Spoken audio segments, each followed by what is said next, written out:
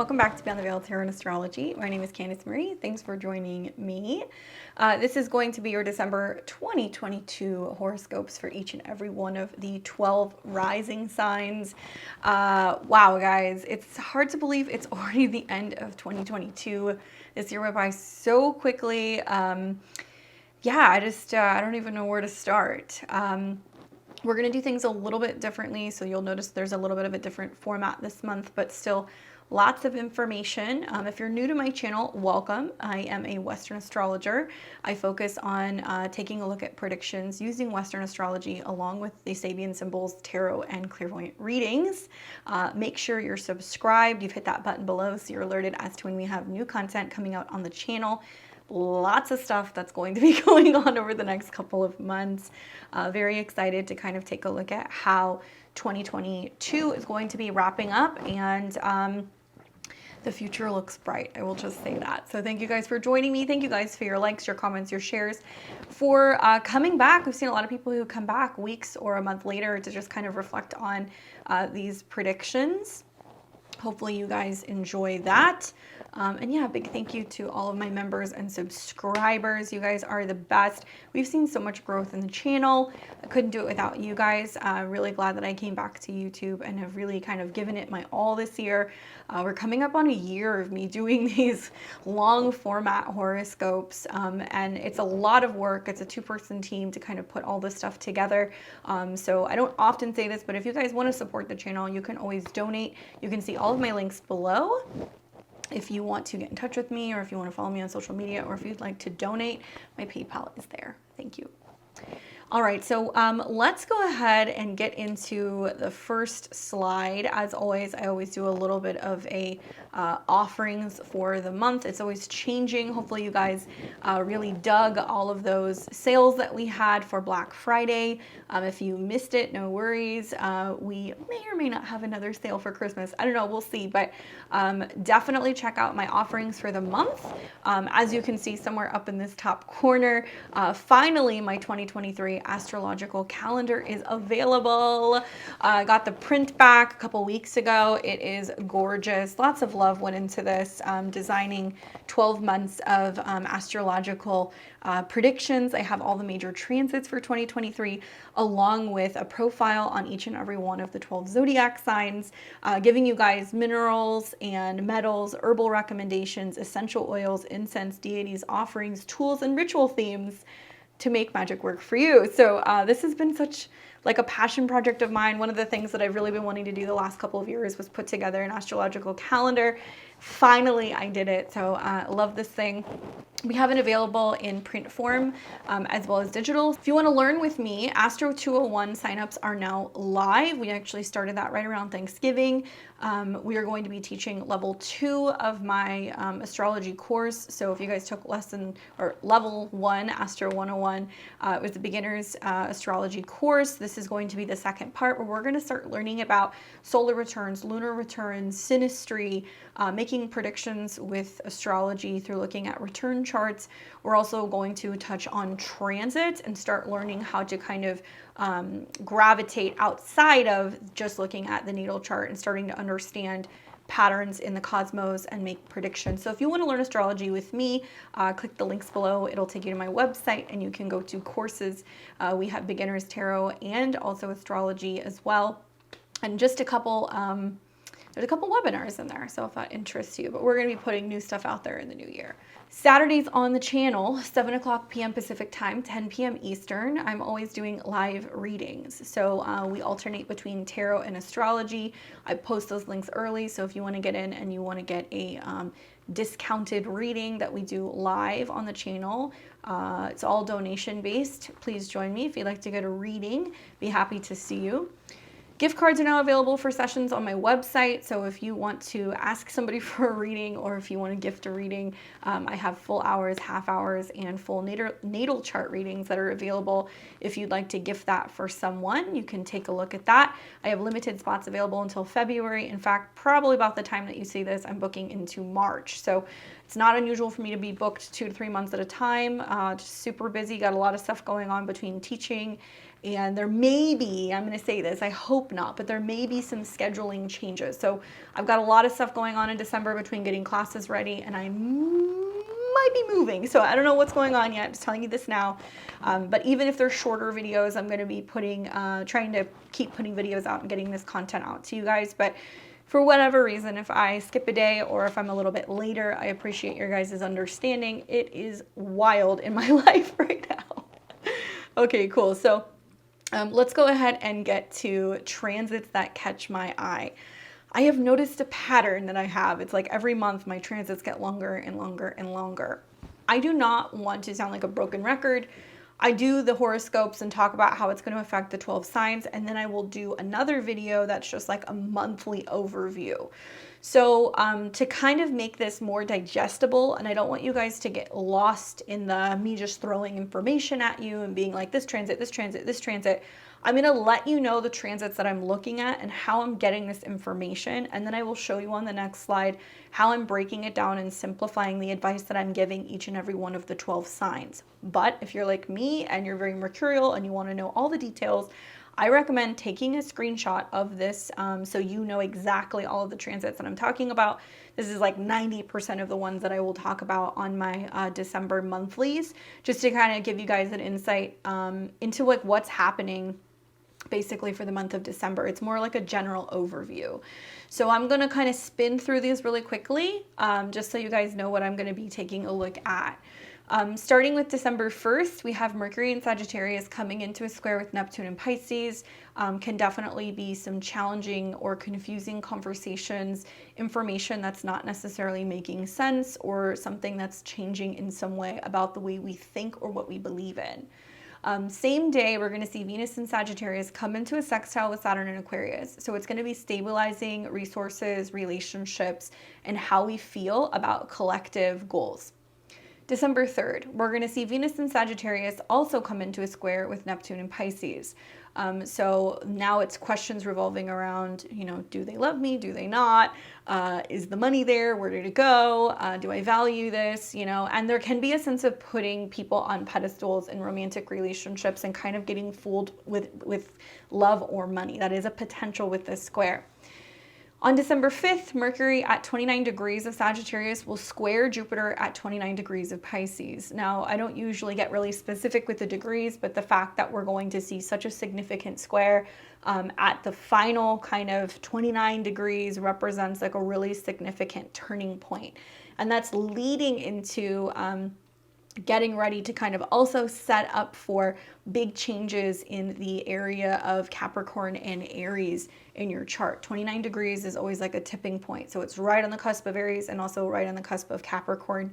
And when it's right on the cusp, something ends and then something new is initiated. December 7th, the Sun in Sagittarius will come into an opposition with Mars retrograde in Gemini, a day where we're feeling challenged. Some of us can feel like we're willing to kind of stand up and fight and make something happen, or that we're willing to rise to the occasion. Some of us are going to be feeling like it's just a bit of a combative day in general. So it's going to depend on where it lands in your chart. December 9th, we're going to see then Venus at 29 degrees of Sagittarius square Jupiter in Pisces at 29 degrees. Yet another square, very similar to Mercury. Mercury and Venus are moving very closely side by side. So there's going to be a lot of the beginning of December, and we've seen this since the end of November, talking about what we love, sharing information, really big, boastful information. With the squares to Neptune, not everything is going to be matching up, right? So I would say be very careful when it comes to being too overly optimistic. We want to use that energy to kind of get something moving, but we don't want to exaggerate. On December the 12th, Mercury will enter the shadow period. Okay, so this is the day that Mercury comes to 8 degrees of Capricorn. This is the same place that Mercury will retrograde back to. So this means that if you're wanting to move, sign paperwork, if you're wanting to avoid any of like the kind of chaos that can sometimes come with Mercury retrogrades, where we have to rework something or resend something or tweak something, or we don't quite see the effects that we like, I recommend doing all of this stuff before the 12th of December. So you're avoiding the shadow. Sometimes the shadow can be pretty rocky pre and post. So just a heads up that is when this is going to be starting. Those of you guys who are basically going to be, 8 to I think 26 degrees of the cardinal signs are going to feel this one the most. Obviously, Mercury retrogrades, right? We see challenges in communication, delays, sometimes issues with agreements, and Mercury rules like gadgets and travel and business. Now, it's going to be in the cardinal sign of Capricorn, so it's going to be about reworking our business schedule, how we're working, our efficiency. Saturn is also associated with Capricorn and time. So there can be a sense of like timing, deadlines, things like that we're trying to get done. Very intense because it's going to square Jupiter, and also because it is going to be coming eventually into a conjunction with both Venus, I think, and pretty close to Pluto. I think it's going to be close to Pluto. I'll have to look. Okay, so then on the 14th of December, the sun in Sagittarius comes into a square with Neptune in Pisces. The first 14 days of the month, like the first half of December, can be quite chaotic. And I'm not saying this to scare you. I'm just letting you know that there is blind spots with all these squares to Neptune. There is major sensitivity. There's big question marks, like not knowing what's going to be changing. Very complex when you see squares to Neptune. Now, the positive side is we can be feeling a little bit more emotional, a little bit more compassionate.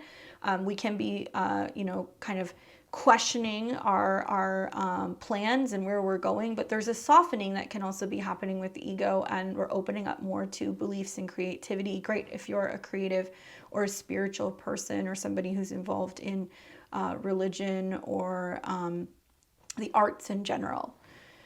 Then on December 15th through the 17th, we will see Mercury in Capricorn trine the North Node in Taurus. Mercury, the mind, communication, wanting to be super business oriented on time. It wants to kind of get something rolling in Capricorn. When it trines the North Node in Taurus, it's to bring in more stability, more security, more money, better health.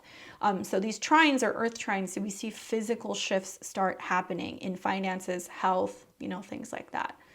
Also within this period, we're going to see Mercury trine Uranus, where there is going to be new ways of working things out. There's going to be almost like new pathways that open. We're going to find that we can think on our feet, plans can turn on a dime, conversations can shift, but we can also have a lot of insight with Mercury in a trine to Uranus, and we might find that there's solutions that are now becoming available that we're just kind of starting to work out. On the 20th, we'll see Jupiter enter Aries for the third and final time. So Jupiter has been retrograde in and out of Aries. It's most recently been back in Pisces for about a month and a half, and it will move back into Aries for the final time. Now, this is important because, Aries 0 degrees is an initiation. It's the very first degree of the zodiac. So maybe you want to look at where Aries is in your chart. There has been like a couple maybe false starts. They're like, we're going to do this, and then we retrograde back and we're reviewing. And Jupiter is about positivity, expansion, optimism, beliefs, philosophy. And when it's in the sign of Aries, it's, belief in ourself, where we're traveling, what our personal philosophies are, our integrity, right? So I'm very interested to see Jupiter fully go into Aries now, and what is now blossoming over the next couple of months until we get into Aries season, when we see an exalted sun, and the sun and Jupiter and other planets will come into conjunction. Then we have on the 21st, the sun in Capricorn will come into a square with Jupiter in Aries. Personally, I think you're going to be feeling this on the 20th, maybe a day or two early. Sun square Jupiter is like overly optimistic. Anything's possible. Big things are happening. When you got 0 degrees, Jupiter in Aries, 0 degrees Capricorn sun, it's like on a personal level, we're like, go, go, go. But the sun in Capricorn is like, take your time, do it right, make sure it's on time, make sure it's presentable, be professional, be mature. So, it's just going to kind of feel like a larger than life day. Here in the Northern Hemisphere, this will be our winter solstice. So this is kind of representing like the darkest, period. From here on out, we're getting ready to kind of bring the light back in, but we won't really start to see that until the spring, when we have the equinox and what will be the beginning of the astrological new year in the spring, when the sun enters into the sign of Aries.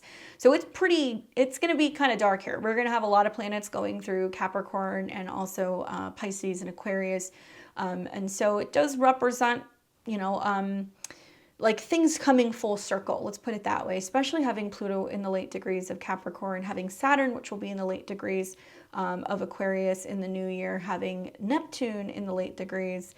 That we're wrapping some big things up, guys. You're going to definitely see this come the new year. I will eventually, probably closer to the date, I'll make this like one of my weekly videos. I want to take a look at the solstice chart, because I really like the way that when we've had the solstice and the equinoxes this year, there has been some kind of aspect, whether it's an opposition or a square to Jupiter. So it has definitely been saying that like every 3 months, there's this infusion of so much more learning, lessons, expansion, things that we're having to kind of get going in a couple different areas of our life, okay? All right. Sorry about that. Make sure my mic is not brushing. All right. So then we get to the December 22nd period. This is when we have Venus in Capricorn trine Uranus in Taurus. So this is basically opportunity for sudden twists of fate, positive ones in money situations and health situations. Venus in Capricorn is very traditional, kind of reserved, and I think the trine to Uranus in Taurus is basically saying like we can have positive fluctuations in our resources as a result of like really kind of buckling down and getting serious and kind of traditional wherever Venus in Capricorn is in your chart. Changes in relationships happen with Venus trine Uranus, but usually it's more positive, and it's like you try that food and you didn't think you were gonna like it, and you're like, oh, this is good. Or you wear a color that you don't usually wear and it's kind of bright and it pops and you're like, oh, I actually really like this pattern. So changes in preference for the better sometimes. December 24th through the 28th, both Mercury and Venus in Capricorn will sextile Neptune in Pisces. So Mercury sextile Neptune is feeling checked in, tuned in, receptive to what the universe is telling us.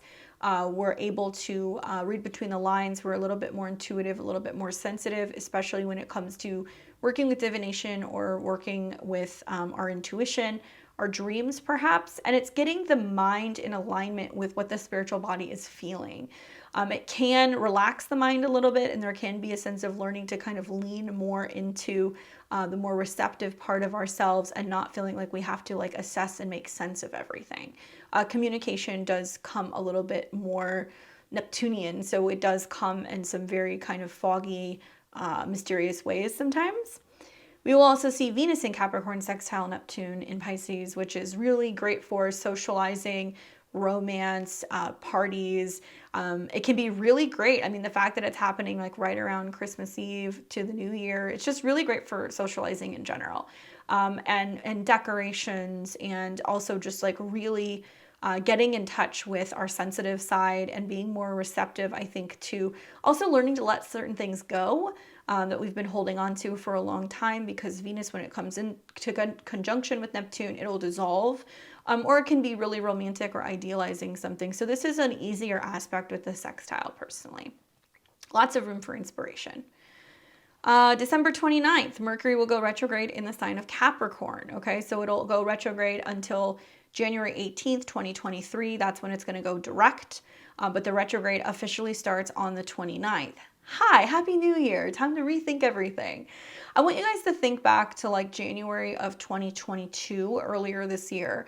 The year kicked off with both a Venus and a Mercury retrograde that was taking place in Capricorn. You may see some similar themes. I'm going to tell you where it's happening for each and every one of the 12 signs, but just keep in mind that you can see some similar stuff. And I remember telling people last year, hey, take a look at what's going on. If you want to change something, if you don't like something, if something's shifting, 2023 is going to start the same way with a similar retrograde, and it's really important to make sure that you're working actively all year to better structure your time and focus on what your goals are, because it's in the sign of Capricorn. This same day on the 29th, Venus in Capricorn will conjunct Mercury, which is retrograde. So the day it goes retrograde, it comes in conjunction with Venus. To me, this sounds like a lot of like New Year's Eve, like hearing from the past, right? Like midnight, somebody calls you and they're like, I never got over you. I'm still in love with you. Bullshit. There can be some of that stuff going on, but there can also be a sense of being fond of the past and reminiscing and like looking at old photos and old things from the past or like really amazing things coming back. Like I could see a lot of people going home and like really connecting with their family and enjoying the time that they're having, and they're reminiscing on what it was like to be a kid during the holidays. And it can be sweet with Mercury retrograde in conjunction to Venus, but we're reevaluating and rethinking what is tradition and yeah, like what we value, you know, just a heads up, because it's a Mercury retrograde and it's the holidays, and Mercury can deal with exchanges and receipts and like what people like or don't like. And we've got Venus in a Saturn sign. I could see a lot of people like getting like antiques or family heirlooms, or people getting gifts that they don't like. Just as a recommendation, keep your receipts. As you give people things, give them a gift receipt. Don't be a Scrooge with all these planets in Capricorn. Give them the gift receipt in case there's something that they don't like or something that they're not necessarily going to be using. I'll talk about this more during my overview for the month, but I have a feeling between the sextiles to Neptune, the close proximity to Pluto, unfortunately, I think this is going to materialize as like what we're going to hear about is there's going to be much lower sales going on than usual during the holidays, and we may not hear as positive of feedback from some of the major retailers. And I do think that we're kicking off either the end of the year or the very beginning of 2023 with quite a few layoffs and some real big companies that are coming out and saying that things are not working and that they're having issues with money and they're trying to find ways to cut back, and they're looking at the year end realizing that they're not going to be so optimistic going into the future, unfortunately. Then on December 31st, Venus in Capricorn will conjunct Pluto in Capricorn, still really close to that Mercury retrograde conjunct Venus. So we've got Mercury, Venus, and Pluto all in conjunction, and Mercury is retrograde. So rethinking, reorganizing, reworking, reviewing, power struggles or issues. Venus conjunct Pluto can be deep, profound healing, but there's also sometimes a little bit of pain in there. There's some catharsis and finally acknowledging something is over, or uncovering something, or getting rid of something, or purging something. And Venus-Pluto archetypes are very fixated, obsessive, so I'm hoping it materializes more for you guys. It's just like the end of the year being somewhere where that you're experiencing an intense and vast amount of love and appreciation. And Venus in Capricorn has this kind of archetype for being responsible, being mature, kind of carrying the team, being very refined. I have my natal Venus in Capricorn, and I find that throughout all of these transits, every single time we get to the end of the year, when it gets close to Pluto, I realize that there is this real significant need to change and like shed skin, depending on where Capricorn is in your chart. This is going to be the last run that we're going to see with Pluto and Capricorn for a little bit. It's getting ready to go back into Aquarius briefly. It'll fully move into Aquarius in 2024. But I think that these conjunctions at the late degrees are kind of representing a long-standing story for as long as Pluto's been in Capricorn, and where it's bittersweet, where you've had to kind of make some changes and transformations, but it gave birth to something new. So look for that, and try to avoid like the bickering with family. Okay, like that can be like a thing, like because Venus is about relations, and Venus conjunct Pluto is having challenges with older women at home and within the family, and there can be some bitter coldness in Capricorn. So try to be sweet to one another. Ingresses for the month: on the 6th of December, Mercury enters into Capricorn, and we are going to be more fixated on timelines, schedules, getting things done, being organized when it comes to preparing for the new year. I don't think a lot of us are going to get a break because there's so much Capricorn energy. It feels like we're working clear until the beginning of the year. Lots of timelines and things that are kind of coming up also because Mercury in Capricorn wants to focus on timing. Maturity too, like, responsibility is like another theme.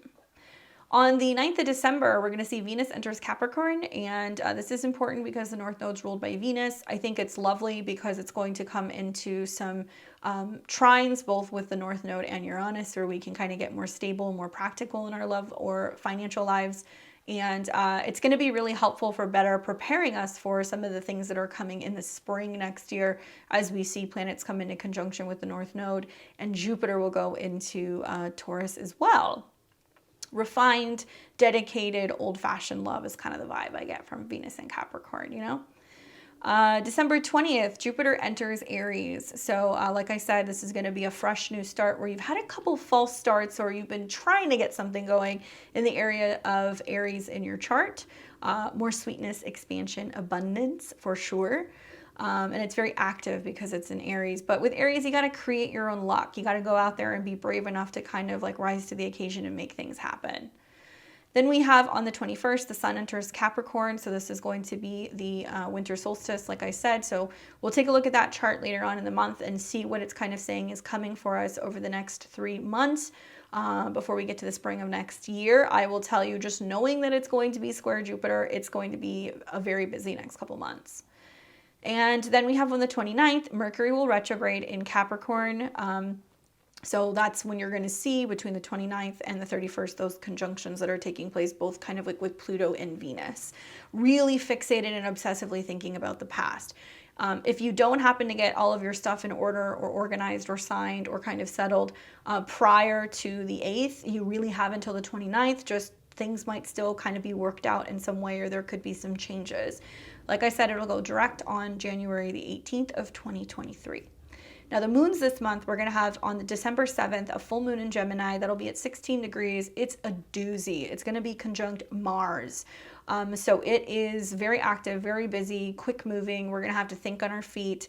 I'm not wild about the moon conjunct Mars, but I do like the fact that it's going to trine Saturn. So I do feel like we're taking action and doing what we need to do for our long-term goals in general.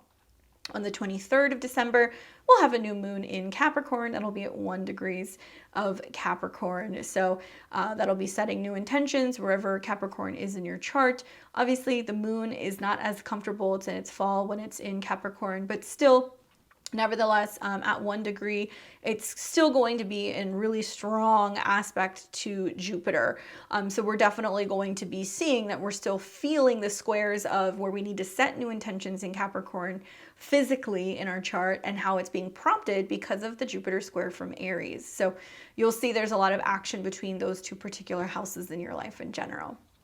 Now this is where the format gets a little bit different. So this is the too long didn't read how to use these predictions. So rather than me kind of going off and rambling and spending a lot of time being like this date, this date, this date, this date, I'm using this format. So I'm going to talk to you about December 1st to the 14th. Basically, holy freaking mutable T-squares, okay? Lots of them. Causing confusion and or changes in several areas of your life. And we're going to talk about how that's playing out for each and every one of the 12 rising signs. So the first probably few minutes of me, even talking to you about your horoscope, it's all going to be about this. If you want to know specifically what those aspects are, go back to the last, look at the dates between the 1st to the 14th, and you're going to see why I came up with what I've come up with. Then from the 15th through the 17th of December, we're going to talk about fateful conversations and agreements and physical changes. A lot of this is going to be because of the aspects between Mercury and either Uranus or the North Node. Then on December 20th and 21st, we're going to talk about expansion in the areas of Aries in your house. The expansion in Aries, in the Aries house of your chart. Hello.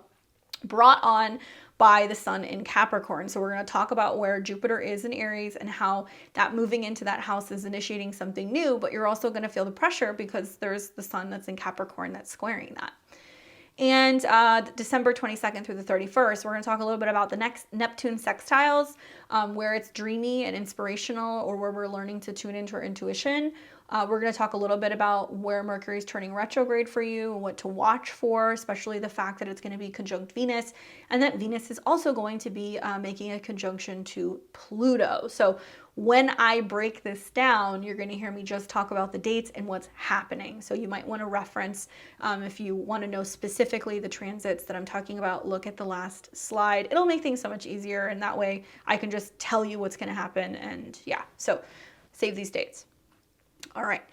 So this is going to be December 2022 horoscopes for each and every one of the 12 signs. As always, this is tropical Western predictions. I am a Western astrologer. For the purpose of making this apply to everyone, I am going to be talking about this in the sense of whole sign houses.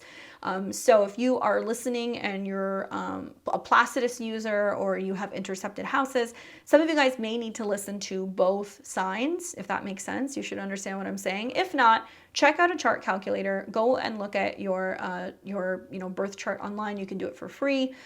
Find out what your rising sign is. Listen to your rising sign first. This is going to be the most accurate and the best way to use my predictions, because I'm going to tell you where planets are moving through certain houses and what's happening. You can also listen to your sun sign. That's really great for making predictions about your overall happiness, your ego, what you want to hear, where your career is going, all that stuff. And your moon sign, which is really helpful because moons are important. It's about our emotions. So it's going to talk about what you need emotionally, what's going on in your home, maybe what's even going on with your family. Okay. All right. So now that you guys have that, let's go ahead and head over to the horoscopes. All right, so this is going to be for Aries and Aries rising. Hopefully you're doing well, Aries. All right, so let's go ahead and start first with the first 2 weeks of December. Okay, so I'm going to try to break this down for you guys so you understand a little bit better. Like I said, tons of mutable T-squares. So for starters, mutable means changeable. It means that there is something shifting and changing. Think of like the weather changing or a storm coming in or just a total shift that's happening. And as these mutable T-squares are taking place, you're seeing planets in Sag oppose Mars and Gemini, so it can feel a little combative. And you're seeing all of these planets coming into squares both with Neptune and Jupiter in Pisces, which is confusing. Things are kind of dissolving, and we're having to really use faith as the main kind of motivator for being able to kind of get through some of this stuff. Like, you know, faith and meditation, reflection, these are going to be some of the keywords for you throughout this month. So, you know, we see confusion happen when there's squares to Neptune. And we've got a stellium of planets moving through your ninth house. So the first square that we're going to see is going to be between Mercury coming into a square with Neptune. That'll be closer to the first. Then we're going to see Venus that is going to then be coming into the square, and that's going to be happening closer to the third. And then finally, we're going to see the sun come into the square with Neptune, and that's going to be closer to the 14th. Sagittarius, ninth house, travel, education, philosophy, belief system, publishing, law, legality. These are all themes that are coming up for you right now. So as all this action is taking place in the ninth, that's like, I got to get to class, I got to finalize something, I got to send something to my editor, I have to catch a plane. It all comes into some rather challenging aspects with Mars, which is important because that's your chart ruler, which is retrograde, and also squares to planets in the 12th house where things go missing or they dissolve or they disappear. So, the focal point of Jupiter and Neptune being in the 12th house is basically saying that you have to use these two particular planets within this house to be able to navigate some of these changes. Jupiter rules the ninth house of beliefs and mentors, gurus, you know, our connection to our higher selves. It also rules the 12th house, which is about isolation and meditation and rest and intuition and what goes on in the ethers. So the physical way that I can see this manifesting is with all these planets in opposition to Mars, which is your chart ruler, in a square to, Jupiter and Neptune, things may disappear. So you might misplace your wallet. You might get on a plane and realize you left a laptop. Especially be careful with like documents or vehicles, losing car keys, not knowing where you've put stuff. Like that's the one way that I could see this kind of manifesting. On a more kind of me giving you advice spiritually, when you get overwhelmed by information that's coming in, or the fact that there's something changing with your daily routine, or maybe you're needing to learn something new or adapt, take your time, take some time to yourself to learn that, to rest, to recuperate, to meditate, to reflect, because that's what Jupiter and Neptune wants you to do in the 12th house. If you're getting overwhelmed because somebody's telling you something and you don't know if it's true and you have to kind of make a decision and you're being pressed to make a decision, take 10 minutes, go sit, meditate, think about it, or sleep on it literally, because the 12th house can be about the bedroom. So there's definitely something shifting about what you thought you knew and how you communicate. This can also equate to, changes in strategy when it comes to learning, traveling, whatever, some things may fall apart and that you really don't have any control over. And I think when we have squares to planets in the 12th house, we have to kind of just leave it up to the universe and just be like, okay, that had to end, or that had to leave, or clearly I'm being kind of kept in the dark right now for a purpose or for a bigger reason. It can also be that there's just lots of confusion and things going on in the world that's totally shifting the way that you look at world politics or anything in regards to just belief systems in general. Some of you guys might be rethinking the kind of media that you listen to, and you might be like kind of searching for new media outlets and or new social media outlets as well, because you're finding that, you know, some of the things that you've been participating in or watching or listening to is just not resonating with you any longer. As Mars continues to go retrograde, this period is really important because it talks about getting out of the lower mind and like what you thought you knew and expanding out into the world and hearing other people's perspectives. And you may hear some things that really get you in your feelings with the squares to Neptune. So rather than, you know, getting reactionary, I think Mars retrograde is saying stop, slow down, integrate this a little bit and reflect. Now, from the 15th through the 17th, we're going to see fateful conversations. And the reason why I say this is because we're going to have Mercury move into the sign of Capricorn, and it's going to start coming into some trines with the North Node.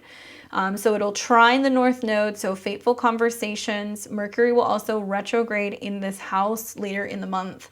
I foresee this being a period where if you need to go back to work, if you're reworking a schedule, if you're rethinking what you're doing for your professional life, all of these things will apply during this retrograde. Mercury trine the North Node in the second house is trying to get you to think about what work you can do that is going to be the most secure, stable, what's going to pay the most, and also trying to possibly negotiate something. So you might have the opportunity to negotiate a pay raise or different benefits, or you might be actually having a review. But because Mercury rules work and business and coworkers as well as documents, I would assume this can also be a really busy time where you're reevaluating the year's end and you're looking at documents and receipts and things like that and trying to just kind of get everything in order before the new year. Now, we will also see Mercury and Capricorn come into a trine with Uranus, and I feel like this is about like possibly like peer reviews, talking to friends about work. If you're looking for jobs or if you're looking to kind of collaborate and start a business with another person, I could see this being the beginning process of having some of those conversations. Now, from December 20th through the 21st, we're going to see an expansion in the area of your chart where Aries is. Obviously, you're in Aries rising. So I say this because Jupiter's coming back into your sign. So this is the third time. Jupiter is now here to stay, at least until the spring. So maybe you have felt like you've had a few false starts, or you were getting ready to move and now you're finally moving. You're embracing a new version of you. Some Aries risings will be pregnant. That's something else that happens with this Jupiter transit.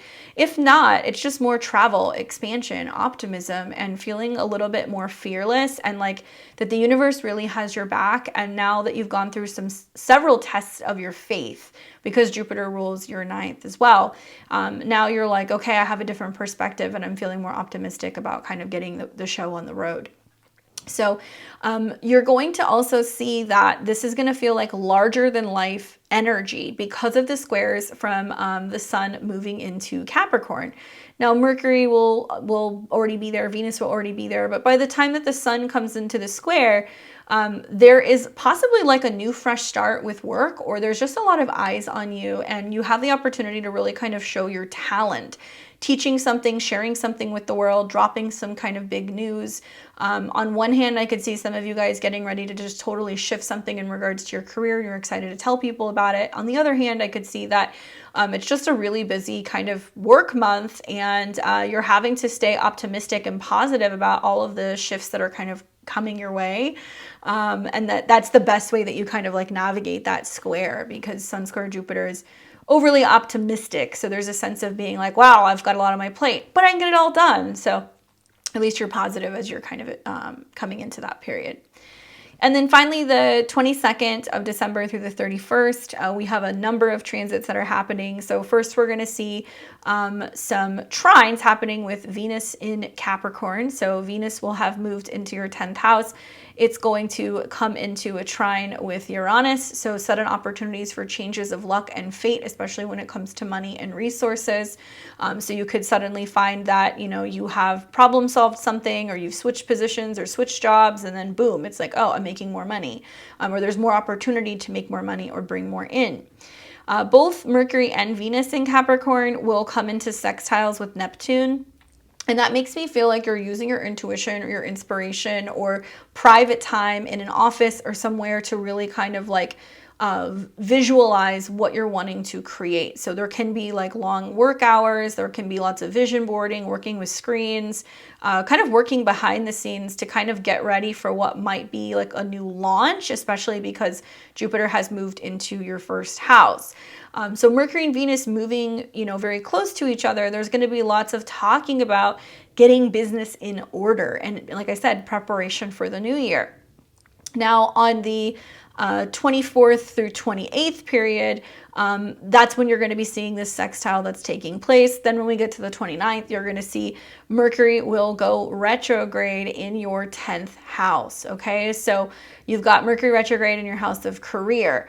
Changes at work, changes with schedules. Unfortunately, some Aries or Aries risings are going to see that they're changing jobs, and it was not expected. I'm not saying this to scare you. I'm just letting you know. I think Jupiter's got your back because Jupiter is going to be in your first house. So you're more positive and optimistic. Maybe some of you guys saw the writing on the wall that things were getting a little dicey at work and that there's a need to kind of make a change.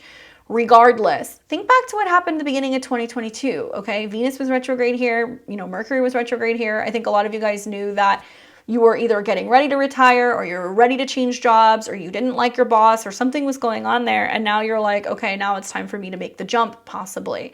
The good thing is that you're going to have a slew of planets in your 10th house coming into trines with the North Node and Uranus. And like next spring, Jupiter goes into your second house. So money's not going to be a problem. It's just about whether or not you're willing to actually take the leap of faith and make the changes or the reorganizations.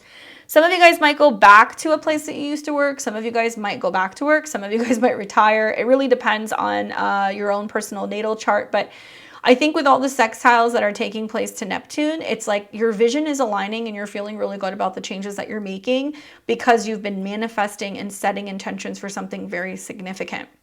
Especially like next year when Saturn goes into your 12th house, some of you guys might go back to school. Some of you guys might complete higher levels of education. Some of you guys might just start working like really hard behind the scenes and like you're like managing a team or a boss in some way. We'll have to see. Around the 29th, we will also see Venus in Capricorn will conjunct Mercury. And so this is why I think that because, Venus in Capricorn will conjunct Mercury retrograde. Hearing back from people from the past, like being like, will you come back to work? Can you help us? Or, hey, like, I know we said that we're letting you guys go, but I need you to finish this thing.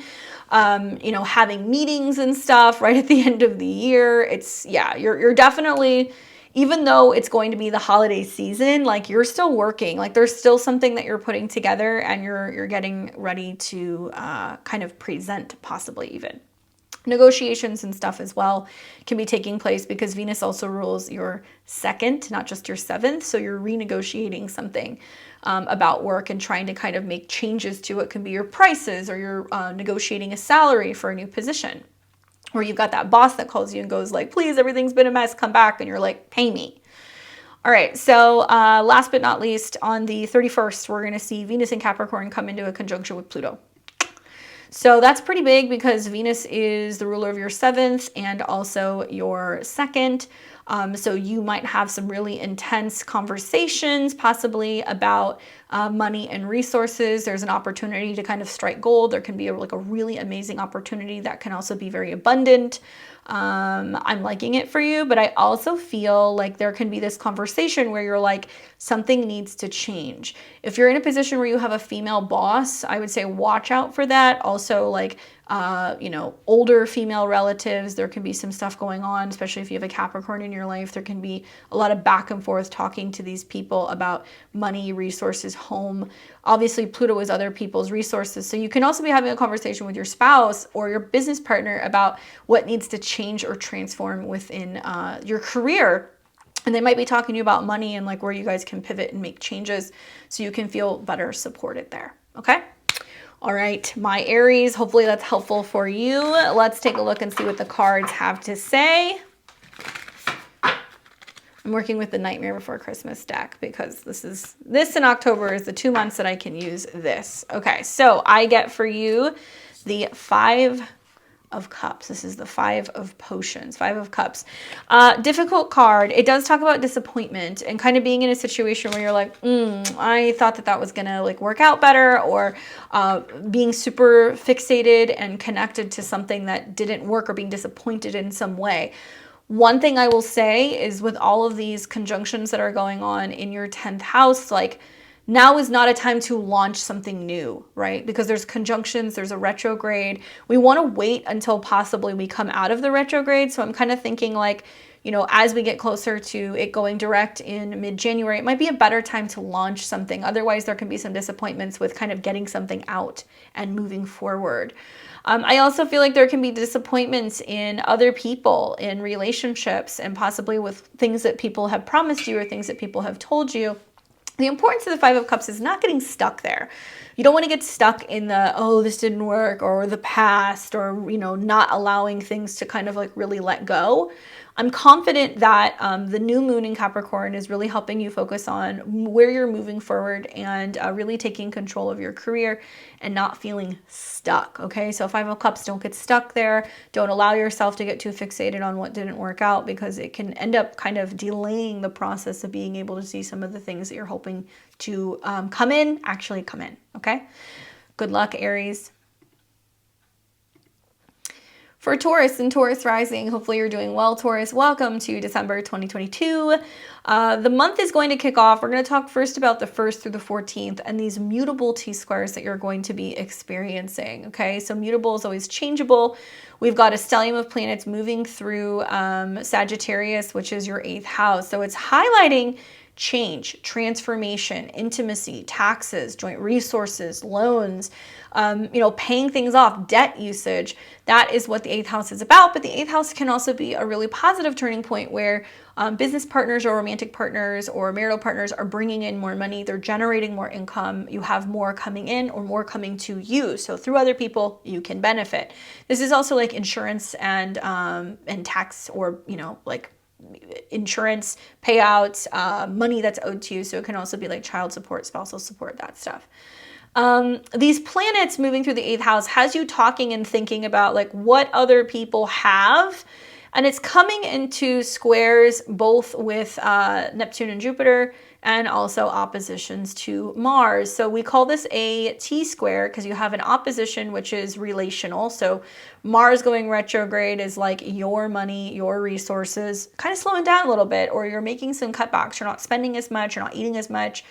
There is a sense of you being a little bit more conservative with your spending patterns. Some of you guys are opting to just like look at your relationship with money differently, reevaluating your resources. It can be a frustrating time because there, you know, in a sense, Mars going retrograde is a lot of like, I'm not spending as much. I'm trying to focus on saving. The 8th house is saving, but there may be a sense of like money being owed to someone, or you have to kind of pay something off, or you have to give something up to a business partner. So this give and take is a theme for you pretty much all month long.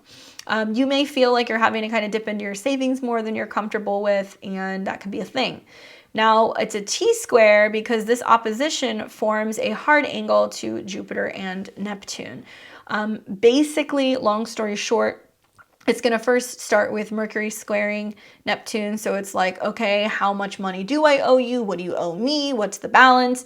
Looking at documents and paperwork. Venus in a square, which is going to be important because there can be a sense of being too overly optimistic about what you could have. And then it'll finally finish up with the sun coming into a square with Neptune as well. So there's like a sense of being like, It can be about like money that's owed to you from a home sale, or it can be about something in regards to like family and like what family are giving you and kind of being a little disappointed. Be very careful with taking advice from friends about investments or financing. That's like the one thing I would tell you. So if you've got somebody at a family dinner or you're getting together with friends and they're telling you like, invest in this stock, like you're going to make a lot of money, or like buy this thing, it's going to pay off. Like it may not actually pay off and it may not be good advice. So be very, very, very careful with talking to other people about that stuff, or even like sharing information about what you have or what you owe. Like I would say be a little bit more private as those planets go through the 8th house. But the 8th house is about transformation. So you're wanting to transform how you feel about your resources, your home, your family, your joint resources with other people, and you're wanting to talk about it. So there can be a sense of you being really fixated actually on losses and what you don't have. And I would say don't get sucked into the dark hole of the 8th house, okay? All right, focus more on your dreams, your desires, and also what you're hoping to achieve. Jupiter and Neptune is like good friends that can kind of pick you up, especially if you're going through a period where you're like, I can't spend as much. You might find that you have some very generous friends with Jupiter and Neptune in your 11th house. Now, the 15th through the 17th, fateful conversations, agreements, and physical changes. Now, this is really significant because it's going to kick off first with Mercury having moved into your 9th house, where it's more philosophical, it's kind of busy, it can be kind of travel oriented. It can also be great for advertising, sales, things like that. It's going to come into a trine first with the North Node and then finally Uranus. So I think that Mercury going into the 9th, it's about creative projects, vacations, traveling, anything in regards to being more optimistic about the bigger picture in your life. Trining the North Node in your sign. So maybe you're feeling like it's time for you to teach or to learn something or to put out some kind of advertising, thing. You're going to advertise something that maybe you're writing or something that you've been learning. This can also be about more like metaphysical things or spiritual things as well. Then when the Mercury trines Uranus, it's going to be about innovative ways of being able to teach and share things with other people, or there being like a sudden need to travel, or a sudden need to talk to an attorney, or a sudden need to, apply for a visa or a document or something like that. Still, physical changes. So you may find that you're having to think on your feet and be a little creative with kind of going with the flow. If that is sudden travel, if that is suddenly having to, talk to a mentor or a teacher because you're needing some assistance or some guidance, that could be another way that I look at it. Then around the 20th through the 21st, we're going to see that the Sun in Capricorn, okay, so the Sun, all these planets have now moved into your 9th house, and it's coming into a square with Jupiter, okay? So Jupiter is going to go into your 12th. It's expanding and highlighting basically your hidden realm, your spiritual realm. There is a sense of needing more belief, spiritual, meditation, foreign travel, like really digging deep into like what your own beliefs are behind the scenes. Jupiter rules your 8th house of joint resources, so it can also be spending more money on travel, spending more money on religious or spiritual donations, retreats, things like that. But like I said, the Sun in the 9th will square this. So I have a feeling that what's going to come up is going to be like a sudden need to like be like, okay, we're changing or we're transforming something about our belief systems. And Taurus, you really need like a strong spiritual practice. And you're going to see this with Jupiter in your 12th house. Some of you guys, it's like, I got to go to the gym. That's your, meditation. Some of you guys is like, I need to just be alone. I need to be alone and decompress and like relax. This is screaming to me that you're really in need of a vacation, to be honest with you. Because, Venus is your chart ruler with the Sun and Mercury all being in your sign, in your 9th house, trining your sign. Makes me feel like if you've been overly stimulated or overworked, you just really need a break, or you need to kind of get lost and have a good book and be left alone for a little bit. So whether you're literally traveling or you're just kind of traveling in your mind, that's kind of the vibe that I'm getting from those transits. Now, then when we get to the 20th through the 21st, okay, that's the expansion. Then when we get to the 22nd through the 31st, we're going to see lots of stuff going on. So first we're going to see Neptune sextiles. So we're going to see Venus and also, let's see. Well, first Venus is going to trine Uranus, which is great. So that's telling me there's like an opportunity here for you to kind of get some support or some help in some way.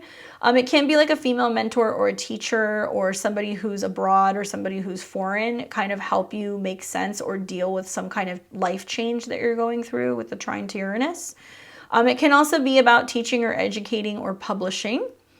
Then we're going to have both Mercury and Venus, which will be in your 9th, coming into a sextile with Neptune. So feeling very divinely inspired, wanting to communicate and talk to groups, being much more open to, philosophical conversations, sharing some of your achievements also with like friends and having a good time. Really great for socializing, especially if you've got people who are flying in to visit you or you're going to be traveling to visit with people over the holidays. On the 29th of the month, we are going to see that Mercury will go retrograde and it's going to be in your 9th house. So I've seen like with Pluto and Mercury and the sun there, like lots of like changes and transformations in your belief system. So some of you guys have been questioning your beliefs. Some of you guys have been, like shifting and going into different religious or spiritual practices.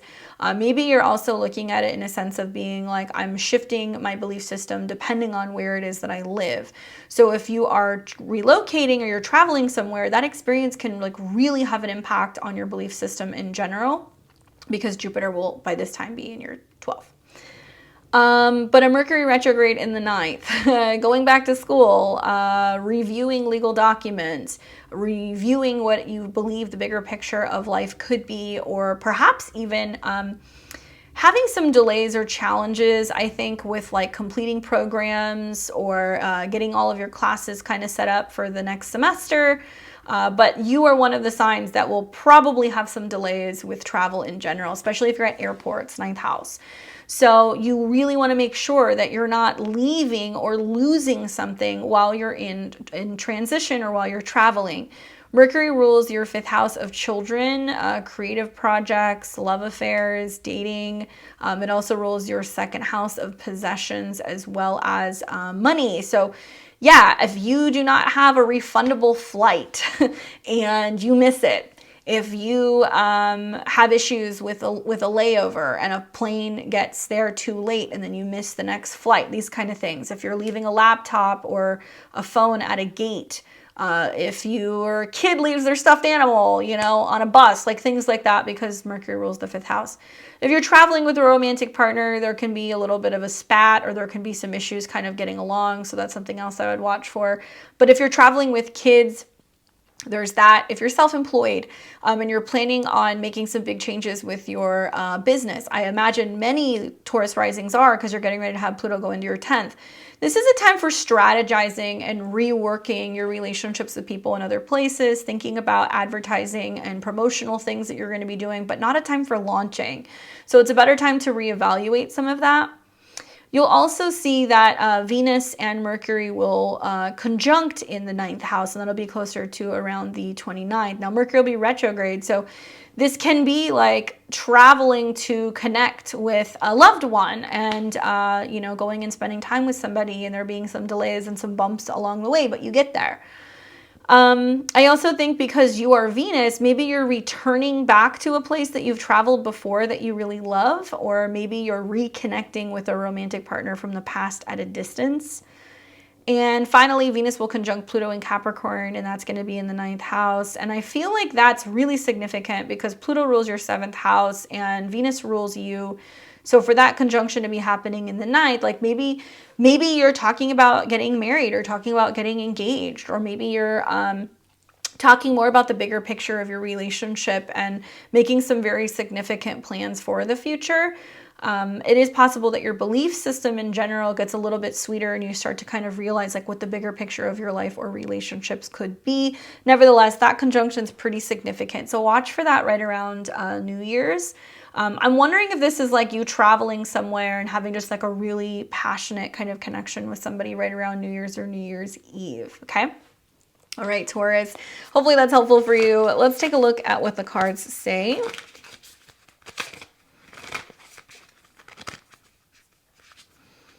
Oh my goodness, these guys like to stick together. Okay, so I have the Page of presence. This is the Page of Pentacles. Cool. So I think this is about a physical shift, right? A new physical opportunity. Pages are always like younger people. So it can literally be talking about like you know, so because you're a Taurus, you're an earth sign. But children or new romantic partners coming in, lovers, physical gifts, exchanges, learning something new also can come up with pages. So I'm wondering, like, if you're learning more about trading, or if you're learning more about investments, or you're learning more about taking chances in like games of risk. Pages can be planting that seed for a new financial opportunity as well. So I think maybe if you're like learning something or taking a course or reviewing something, so it can give you more confidence when it comes to either making investments or just investing more in yourself, investing more in what you're learning so it can kind of better expand your creative abilities or perhaps even your business. But still, there can be help that can come from other earth signs. So it could be a Virgo or it could be a Capricorn that pops in. It doesn't necessarily just have to be you. Regardless, that's an omen that there's new positive financial seeds that are being planted that's going to be blooming over the next few months. Good luck, Taurus.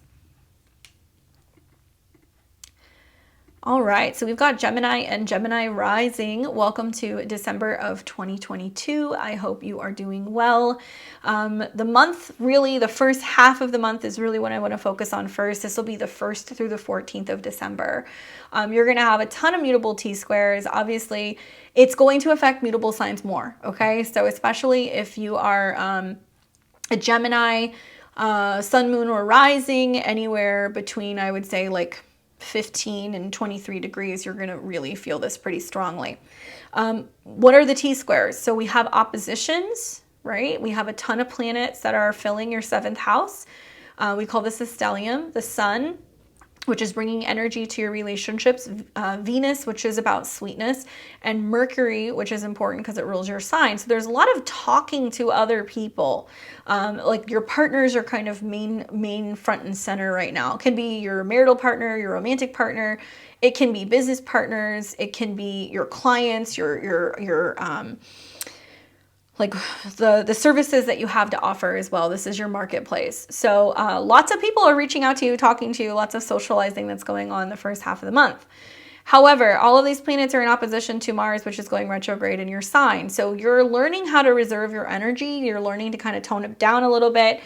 Maybe you're feeling a little bit more exhausted or under the weather. There can also be a sense of you just being like, I just need to slow down. Like I'm reevaluating what I want or what I need or how I'm taking action in my life. That's what Mars is. So you're reevaluating your goals, I think, or maybe even some of your friendships.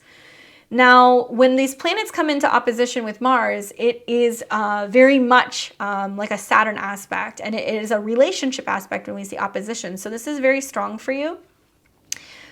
People need things from you. People want to talk to you. People want to partner with you. People want to be around you. And the question is do you want to be around them? Are you vibing with this? Are you learning to let your guard down a little bit and let other people help you? All of these planets are coming into a mutable T-square, okay? And the focal point is Jupiter and Neptune and Pisces in your 10th house. So what this is basically saying is that if you're reevaluating your goals, where you're going with your life, what you're hoping to achieve, what you're wanting to do work-wise or relationship-wise, there are people coming in who are saying, let me help guide you. Now, not everybody is going to guide you well. That's the one thing I want you to know. So those of you who are looking for astrologers, guidance counselors, if you're looking for therapists, if you're looking for new romantic partners, like some of these people may seem a little too good to be true or that they have all of the answers, but some of them might be bullshit. So you want to be really careful with some of the people that you're kind of dealing with. I say this because of the squares to Neptune and Jupiter, and they could basically say, yes, I am like the perfect, person to be hiring to represent your brand, or like meeting somebody that just looks too good to be true. And then you find out that there's some things about them that's like a little off and it doesn't really kind of like mesh with what they originally kind of told you when they were telling you about what they're looking for in a romantic partner. You might realize that they start to kind of reveal sides of themselves that you're like, oh my God, this is not who I thought it was. That's the squares to Neptune. I don't want to paint it in a totally bad light, because I think the Jupiter-Neptune squares can basically be saying that you have strong feelings for what you're hoping to achieve in your career and you're looking for the way forward, and you feel like If you find somebody who can help guide you through these feelings or this period of confusion, like the right manager, the right business partner, the right investor, the perfect romantic partner can actually appear. It's just about leaving a little bit of room for feeling inspired and allowing the universe to intervene. But if you're looking for a new business manager, or if you're a creative and you need someone to kind of represent you, this can be a time where you can bring somebody in that can really do work for you. Just make sure that you're being direct and authentic about what it is that you're hoping to achieve, so that way you're kind of sorting and sifting through some of these people who come through. This is really important, especially for those of you guys who are talking about getting engaged, getting married, what's happening in relationships versus what you actually put out into the world. So there can be a sense of, yes, we're getting into a serious relationship, but I'm not ready to post about it. Yes, we're starting a business, but it's not time to let people know we're launching. So some people can get their feelings hurt also because you might be keeping some things under wraps, or you're not sharing things with people, or you're not making certain things public. And you can have some partners that are kind of like, why aren't we doing this? What's the problem? Or why are you withholding information from me? Or why aren't you showing up for me? You're going to hear a lot of this stuff from other people because they're going to need things from you. All right, so be open to some of those changes and realize that sometimes the right people who can help you kind of navigate these confusing feelings about your professional life can come in to help kind of guide you. Just be careful with whose advice you buy. From the 15th through the 17th, we're going to see Mercury in Capricorn come into a trine with the North Node and Uranus in Taurus. So by this point in time, when we're getting like mid-month, planets are getting ready to move into your 8th house. So Mercury, which is your chart ruler, going through the 8th house represents a total change and transformation of joint resources, of your mind, of your business, of your spending power, anything in regards to money owed. So you might be getting documents and things in order for taxes. You might be looking at how much money you owe on your credit cards. There may be just a sense of you going through a transformation and like a maturing process because it's in the sign of Capricorn. It will come into trines with the North Node. So I feel like this is like really psychic, intuitive kind of information coming to light that a partner shares with you, maybe about joint resources and something you didn't know. A secret gets revealed. And then you'll also see it come into a trine with Uranus. So it can be that there is some insider information that comes under the guise of like a reading, or a spiritual advisor, or a therapist, or a priest, or a rabbi, or someone you talk to, and they kind of like open your mind up to something, and you're willing to kind of tune into that, and there's like a change of your belief system, or possibly even a change of just your security and how you communicate and talk about security, and you're more open with having intimate kind of conversations. Closer to the 20th through the 21st, we're going to see that Jupiter is going to enter into Aries. So Jupiter is going to move into your 11th house, and it'll be there into the spring. And that's going to be a period where you're thinking more about your friends and your goals, and you're socializing more and having a good time.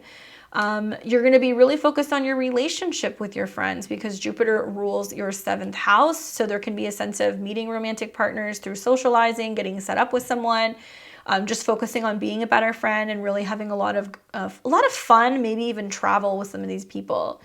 Now, Jupiter also rules your 10th house. So some of you guys might be partnering and working with a friend in some way, or there can be like a new group that's being formed as a result of some changes in your professional life. And to me, it seems like a lot of socializing, having a good time, bringing people together, sharing information. And it can just be a really great omen for just making new friends in general. And if you are partnered, it can be that you're doing this with a partner, or that you're introducing your romantic partner to your friends, or vice versa.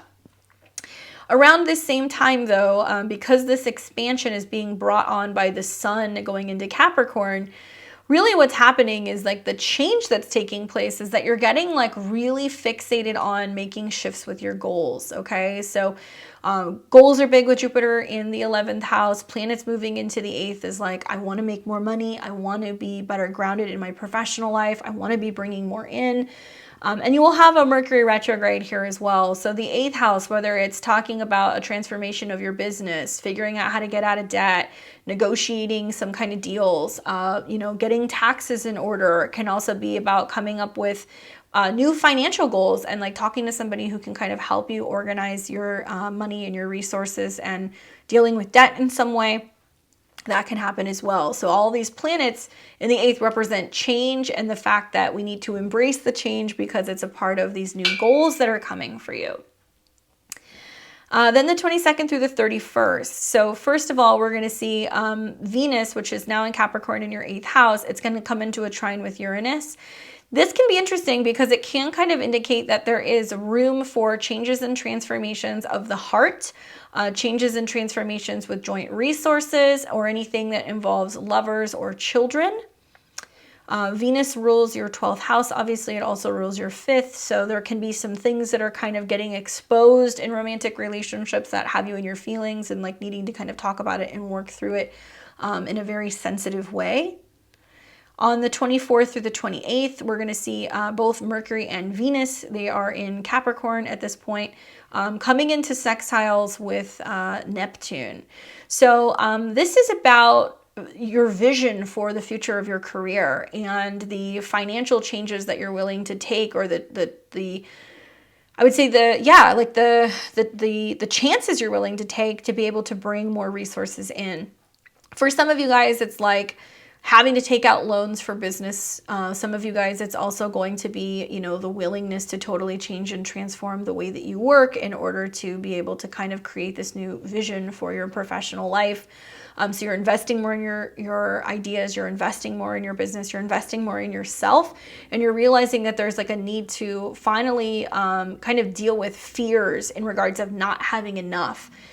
So you can get to the other side of this and start kind of building what it is that you want. My Gemini risings, Saturn is going into Pisces in the new year. So you're going to see this in the spring. And this is going to be a very big period for you in terms of your professional life. So now is the time. If you're not happy with what you're doing, then you're going to start realizing it's the time to make a change. Those of you guys who are happy with what you're doing, there is a leveling up and possibly even more responsibility that's going to be coming for you next year. Around the 29th, we'll see that Mercury will start retrograding in Capricorn. So this can be where there's shifts going on within the home or joint resources or spending. Mercury obviously rules your 4th house of home and family. It also rules your ascendant. So your home might be changing and you might have to financially plan for that, or there might be some unexpected expenses that come for a family member, or your rent gets raised or something like that happens. But also it can be that you're dealing with, you know, an inheritance, or finding out something about some kind of money that's coming to you, or maybe a partner gets like a bonus, or they get some kind of like lump sum that comes in, and then you're trying to figure out what you do with it. So it's not all bad, but definitely having, you know, these transits happening where you're having some earth trines in some water houses traditionally, it's how you feel about some of these physical endings and changes and transformations. On the 29th, you're going to see that Mercury retrograde will come into conjunction with Venus in Capricorn. So your Mercury. So as you go retrograde, you come into conjunction with Venus. So it's like there's like a secret that comes out relating to children, or maybe like a risk that you took that paid off.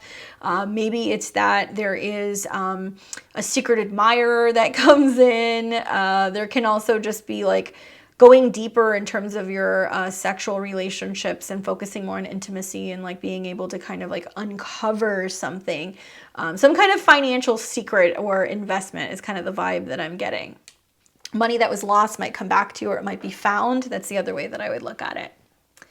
And then finally at the end of the month on the 31st, you're going to see Venus will conjunct Pluto. So that can be challenging in the 8th house. It can represent where there has been like a power struggle going on with joint resources or money, or where money has been kind of tied up in something, or there's been some challenges in getting something paid off. Like it comes full circle. Venus Pluto can be about wealth. So in the 8th house, for some of you guys, it's like realizing that you've inherited something, or that, you know, you're being gifted a really significant gift, or you get a large bonus, or there's some kind of payoff, but it can be bittersweet. So it can be somebody else's loss is your gain, if you get what I'm saying, whether that's something you inherit or something that you bet on, or something within the stock market that suddenly kind of plays into your favor. In the 8th house, watch out for like obsession, things that are taboo, stuff that can come out in relationships that also can involve some tricky things in terms of like feelings or faithfulness. I'll just leave it at that, okay? Because Venus in the 8th house is already kind of challenging, but the conjunctions to Pluto, and that's all uncomfortable with your ascendant in Gemini. It's like, you know, you're like, whoa, okay, you know, maybe it's that your energy levels are shifting, and also that your sex drive is changing in some way. And so then there's like conversations you're having with a partner about being like, yo, what's going on, you know? And you guys have to talk about it, and you have to be open about the fact that you might have mixed feelings or just lower energy levels in general, okay? All right, Gemini, let's take a look and let's see what these cards say for you.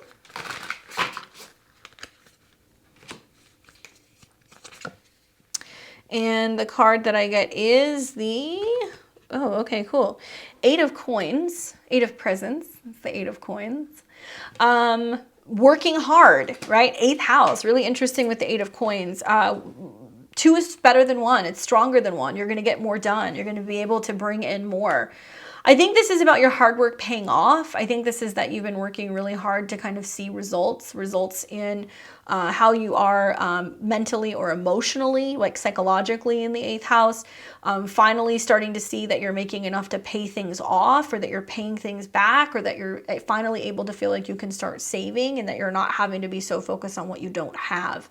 The 8 of Coins talks about being able to perfect something. So this can also be about getting things in order and getting things ready to be sold, or getting ready to increase, you know, your salary, or asking for raises, or being able to get bonuses because you've been working really hard and you've earned it. So really positive for you. And honestly, I think with the sextiles between your 8th and your 10th house, you're due for a raise. You're definitely due to realize that you're worth more because you've put in a lot of work. So good on you, Gemini. Good luck. We've got my Cancers and Cancer risings. Hopefully you're doing well, Cancer. Welcome to your December 2022. We got a lot going on. So let's start with the December 1st through the 14th, the first half of the month, okay? That's what I want to talk to you guys about. Some of these mutable squares that are taking place. So mutable, changeable, things that shift, okay? So just keep that in mind. You've got these mutable squares happening in houses that are rather friendly with mutable energy, because these are traditionally mutable houses, the 6th, 9th, and 12th. What's going on? So you've got a stellium of planets moving through your 6th house. So it's all about getting work done, busyness, health, being in the workplace, getting things, you know, kind of checked off your to-do list, running errands for other people, right? All that stuff. That's what the 6th house is. So the sun is there in Sagittarius, Venus is there in Sag, Mercury is there in Sag, the beginning portion of the month. What you're going to see is that as all these planets go through the 6th house, it's actually opposing Mars, and Mars is retrograde in Gemini in your 12th. So you're working behind the scenes. You're trying to figure out how to drum up more business. Maybe you're resting, you're recuperating, you're healing in some way, or you're just kind of taking a break, maybe from social media, maybe from the world in general, because you've got bigger fish to fry, because you're having plans that you're trying to put together for your professional life, because Mars rules your 10th. Now, all of these planets are going to come into squares with Jupiter and Neptune, okay? I'm really focusing on Neptune. And, you know, mutable T-squares, especially involving Neptune, cause confusion, or there's some kind of change. So lots of action with your daily routine and your health, and it's shifting your philosophy. Here's my advice, Cancer rising. Get into a routine. If you are not working, you need to get up and be having your day-to-day routine like you are working. You need to get up at the same time, make your bed, you know, do your meal prep, eat well, work out, walk the dog, have a to-do list, be productive. Because it's trying to get you to add a little bit of consistency and faith, maybe even a little bit of spirituality, maybe some prayer into your daily routine, a little magic, because it's going to help things kind of, you know, move accordingly. Maybe you're cleaning the house and you use some essential oils, or you burn some candles, or you do some things that's just going to help kind of zhuzh up the energies in the space. You can do that in your office space too. These planets will all square Neptune, which tells me that there's something shifting about your belief system, your philosophy. You know, the 6th and the 12th house can be challenging houses, because this talks about where we let things go, and this talks about where we have accidents or crisis. So with a slew of planets in your 6th house, I'm like, you got to watch your health, okay? Take care of your health. And thankfully, these are in positive signs. So it makes me feel like if there are health challenges, you're realizing that there is solutions and you are able to remedy it, likely even with like different treatments. So I think of like Sag in the 6th house as like Tai Chi, yoga, meditation, Ayurvedic diet, seeing a practitioner for, you know, Chinese medicine, acupuncture, herbal remedies, these kind of things, or just dietary changes in general, right? All right, so these squares to Neptune represent where your daily routine changes as a result of you adding a little bit more faith and belief. You are also one of those signs that is more prone to getting sick when you travel or losing things when you travel. There can be some challenges in trying to figure out how you can get all of your stuff done and still be able to squeeze in you know, classes, learning, publishing something, something like that. So there's some clash in regards to what you need to get done and what you believe in. And you might feel like, this is why I said add a little bit of routine to your day-to-day life. Having that routine is going to make you realize that it's actually going to provide a little bit more structure, and it's going to help you have more clarity when you're feeling better when it comes to your professional life. So I think a lot of you guys need to kind of just get your space in order, get organized, and come up with a schedule to be able to let this happen. Traveling issues because Jupiter and Neptune are here, so it can be traveling issues because of illness, traveling issues because you don't have someone to water the plants, watch the dogs. It can also mean that there is visibility issues or some extreme weather. So because you're more accident prone, if you're living in a place that's going to be like, you know, snowy or wet or cold or anything like that, just be mindful when you're walking around that you're not slipping and sliding. When you're driving, really take time to defrost stuff. Get to airports and places that you're traveling to early because perhaps you're going to have some delays. That's just something else that I would recommend.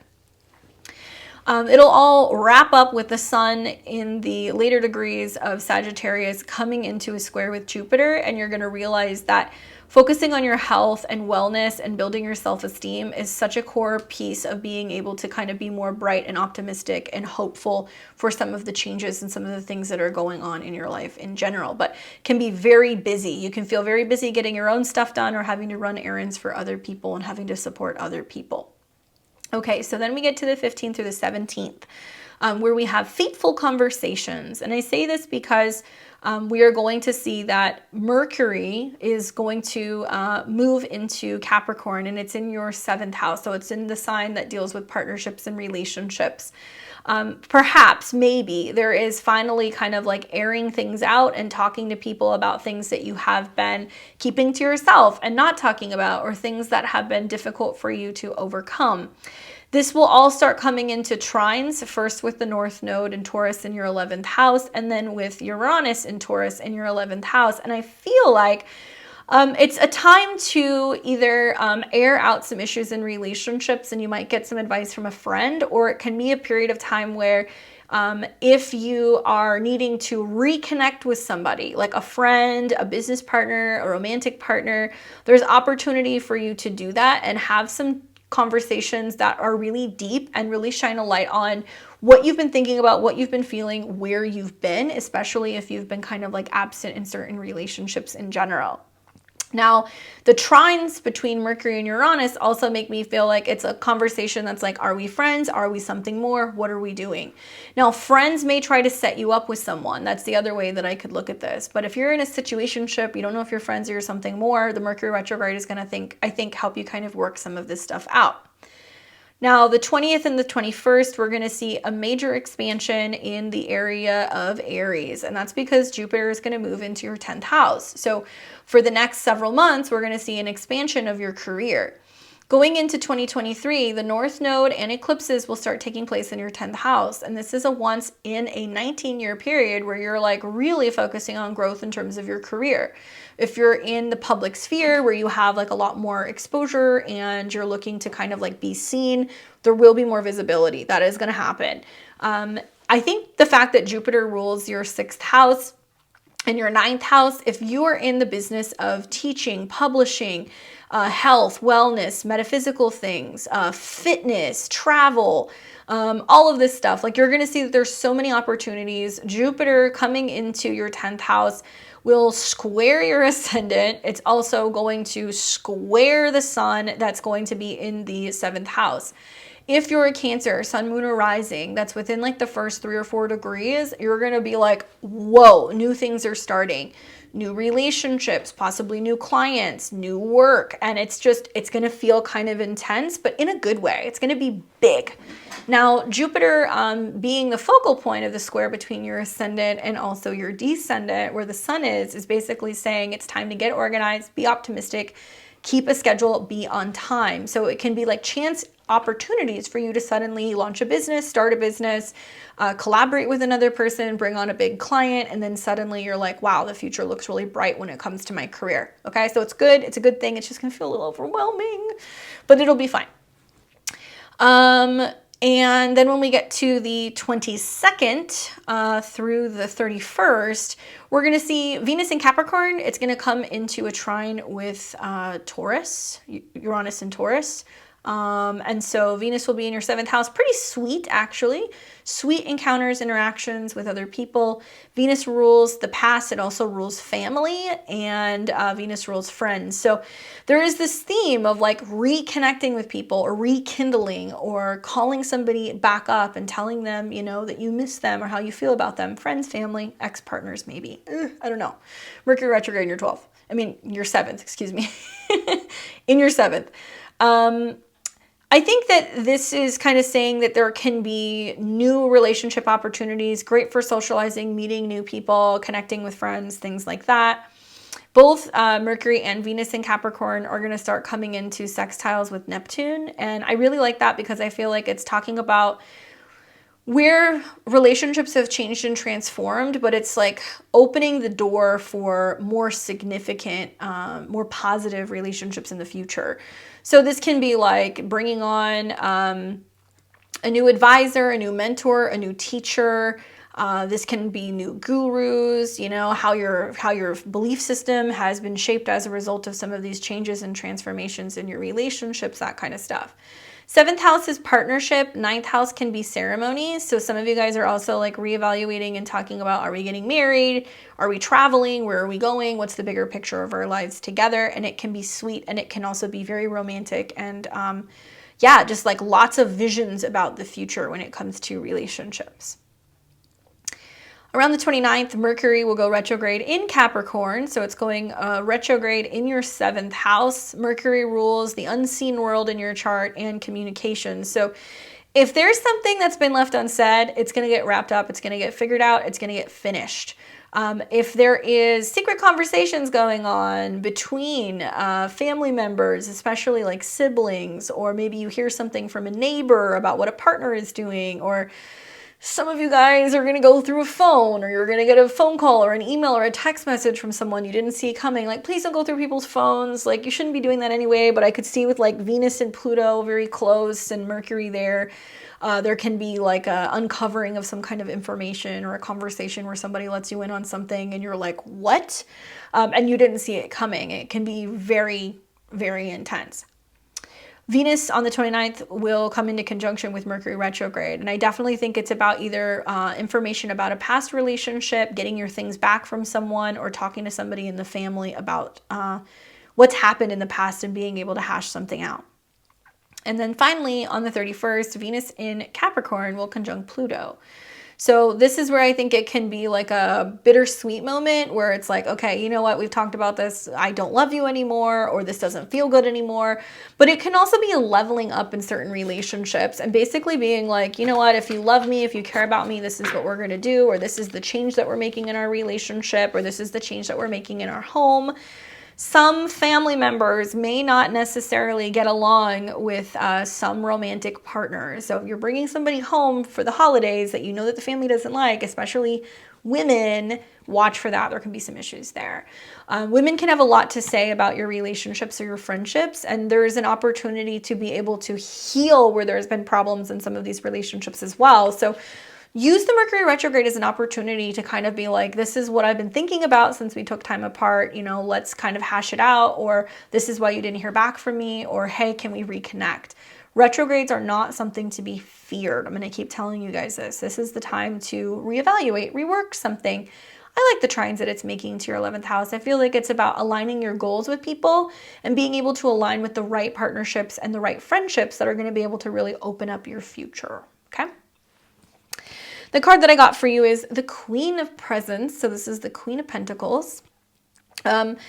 Earth signs, Capricorns, Tauruses, Virgos. This can also be older women. This can be really prominent partnerships that you're having with wealthy women or women who come in that provide stability and security for you. So I'm getting the vibe that it's like if you're looking for a new client, a wealthy one may appear. If you're looking for an investor, somebody may appear. If you're looking to have stability in a relationship, they're going to do that. They're going to give you something. They're going to tell you something. Queen of Coins wants to give you advice, or she wants to like make an investment, or she wants to like give you a gift. She's very grounded and practical, and she's nurturing something. So I guess the question is are you focusing on relationships that are nurturing and solid and secure and stable? Do you need somebody who can come in, who can help you with your money and your resources, or appraise something or sell something? Because it looks like somebody's going to come in and they're going to give you that support if that's what you need. But look for older, wiser women. They might have darker hair. It could also be somebody who is like a mother figure, a grandmother, a counselor, a therapist, people who can come in and help you make sense of things. If you're having issues getting along with a partner, like a Mercury retrograde in your 7th with Pluto is a great time to consider going to therapy and doing some couples therapy. I'm going to put that out there.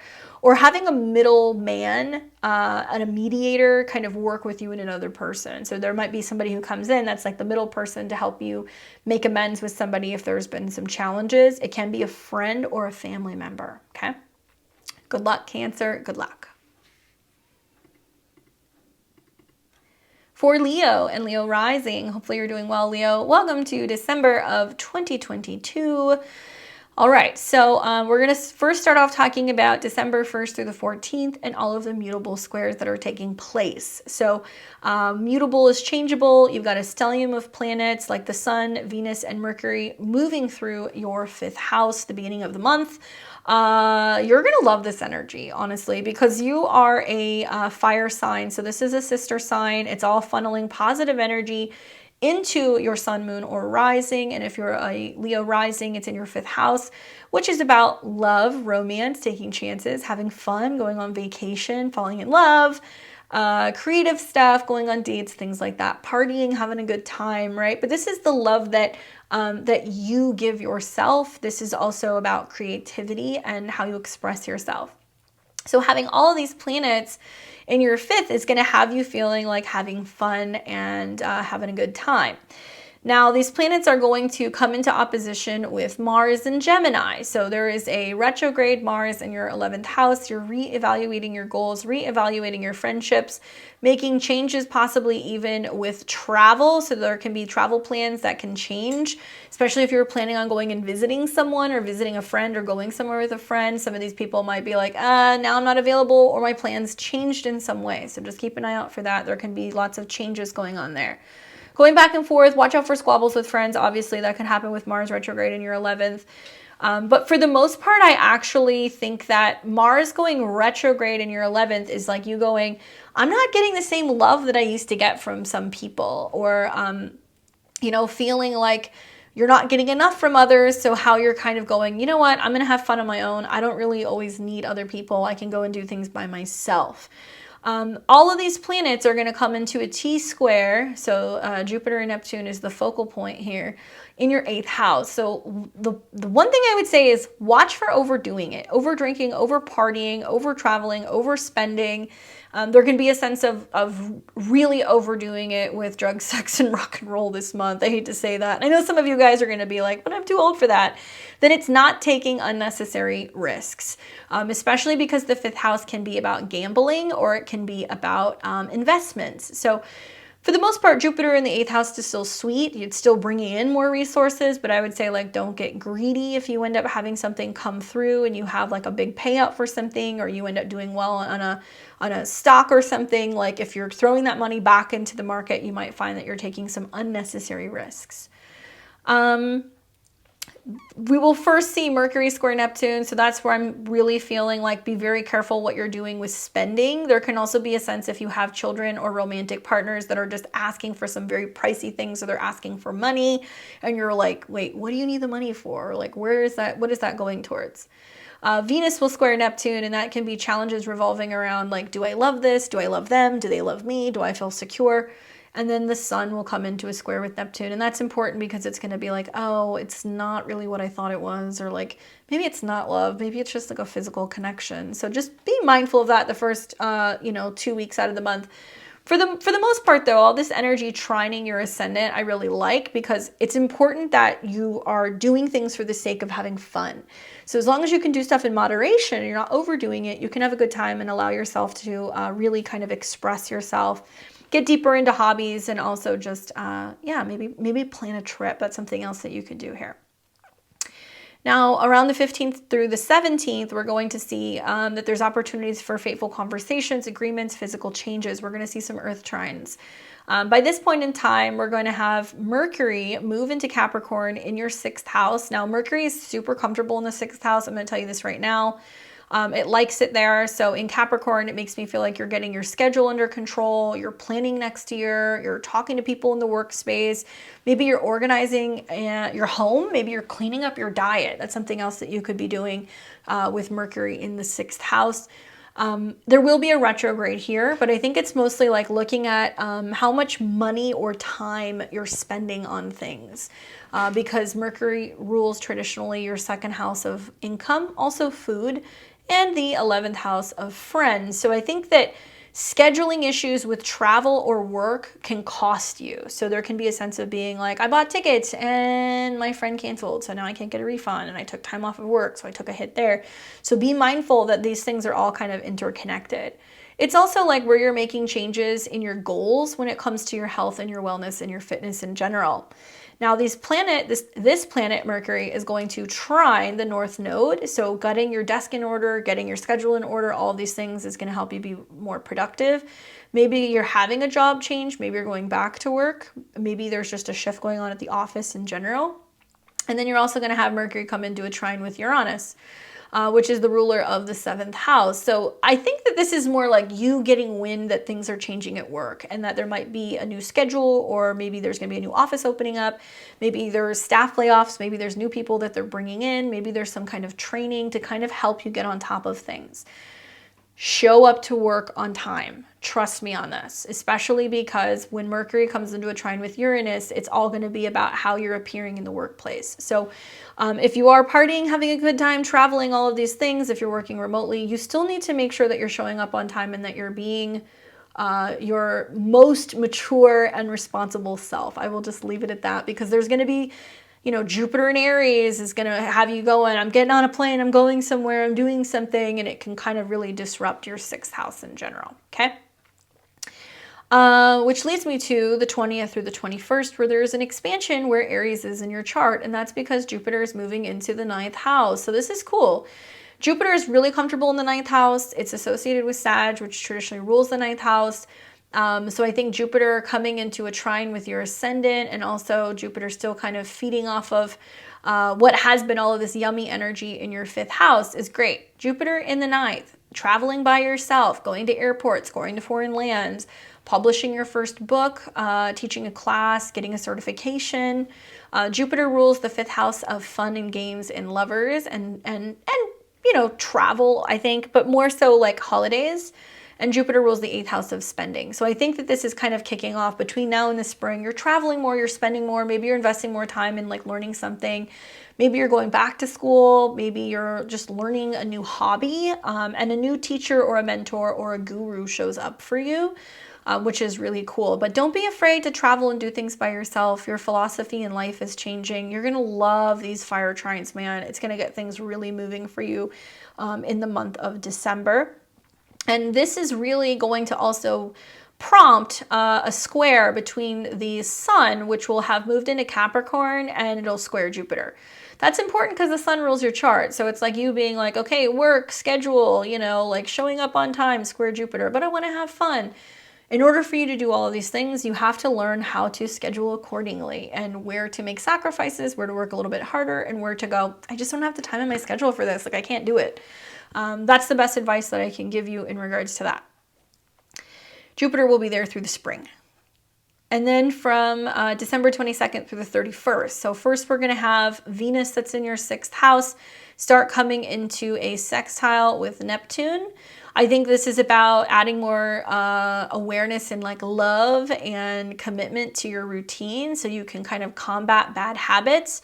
So many planets in your 6th house is about health and healing, and it can also be about dealing with crisis. And the sextiles to Neptune, I think, is like, if you want to quit drinking, if you want to quit smoking or using recreational drugs, if you want to have more of like a grip on your health and your wellness, detoxing, purging, working with things that are going to kind of clear your system or your bowels, and like maybe getting like sugar and other things out of your diet can be really positive.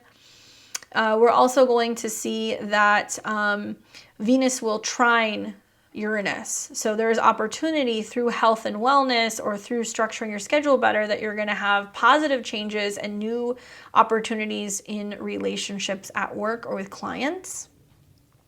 The 24th through the 28th, we're going to see Mercury and Venus, like I said, sextile here. So there's also an opportunity to get organized, make sense of accounting, taxes, documents, things like that. But more so about health and detoxing and purging, I think. On the 29th, we are going to see Mercury go retrograde through your 6th house, okay? And it'll go retrograde until January, mid-January. Mercury rules, obviously, like I said, money and goals. So it's like, where is your money going? What are you spending it on? How much time are you spending doing things? Are you changing jobs, changing offices? Are you changing gyms? Are you going back to the gym? Are you waiting for health results? It can be about health results as well. So maybe you have to go back to the doctor and kind of, make a tweak to a medication. I could see that with the sextile to Neptune. It can also be about changes in your physical health as a result of your mental health routines with the sextile to Neptune. Now, interesting, Mercury retrograde will come into conjunction with Venus. This will be around the 29th. And Venus rules the 10th house of career and the 3rd house. So it looks like they're going to be talking to you about when you're coming back to work, what your schedule is, if you're changing departments, if you're going to have a new assistant, if they're letting certain people go. Like, you're going to find out that work is going to be very different in this next year. So I think that maybe you're hearing bits and pieces about that then. 6th house also can be pets. So I think with like Mercury retrograde here, maybe a pet has to have a dietary change. Maybe you have to take a pet to the vet, and it costs a little bit of money, but by the same token, it's important that you're doing this because it's going to help extend their life and their longevity because of the sextiles that you're having to Jupiter and Neptune. And then finally on the 31st, we're going to see Venus in Capricorn conjunct Pluto. So that's going to be right here in the 6th house. So this can be like a healing. This can also be like a difficult conversation that you have with a coworker or with a relative or a family member. There can be a sense of also just reworking something in terms of how you communicate and you think or you talk about your daily routine, your health, or even your coworkers. 6th house, man, it can be about enemies, unforeseen enemies, as much as I hate to say that. So I would say, like, with all these planets that are going to be here in close proximity to Pluto, just be careful about how much information you share with people at work, especially about your private life or about what's going on in your home life. Some of you guys are more predisposed to getting sick with these conjunctions to Pluto and a retrograde in the 6th house. So it's important to stay active, keep moving. If you have any issues going on with your lungs or you're congested or you're breathing, I would recommend working with Mullein. Obviously, I'm not a doctor, can't give you medical advice, but Mullein can be really good for opening up the lungs, and I could see that being the case for some of you guys because of the conjunctions between Venus and Pluto. It's also like a really good time to eradicate bad habits or sugar habits for those of you guys who are really trying to make some dietary changes in general. That can be very, very, very important. Leo, I'm going to tell you, all of this energy in Capricorn, it creates an in conjunct, or what we call a quincunx to your sign. So Gemini's having some of the same stuff. And it all makes in conjuncts to your ascendant. So it's about where you're taking responsibility in this next month when it comes to making the shifts when it comes to your day-to-day life. So if you do need to focus on a health issue, take care of it. If you do need to get down to business and be better with your schedule, take care of it. If you do need to hire some help or some assistance, especially because Pluto rules your fourth, if you need to hire somebody to come in, clean your house, organize things, get ready for the new year, declutter, whatever, do that, right? There's people who are going to come in that can help you. And I feel like it can be very easy for you to be like, okay, I'm super busy with work, I got to get everything done. That if work is your priority, then hiring an assistant or somebody who can come in to kind of get all this loose ends done might be worth it. Sometimes that means also going to the gym and getting a trainer and having somebody show you how to appropriately train and how to be able to use the machines, or talking to a dietitian about how to eat and having some of your food even made for you. That's the other way that I could look at it. Okay. Let's take a look at your cards and what the tarot says you have going on.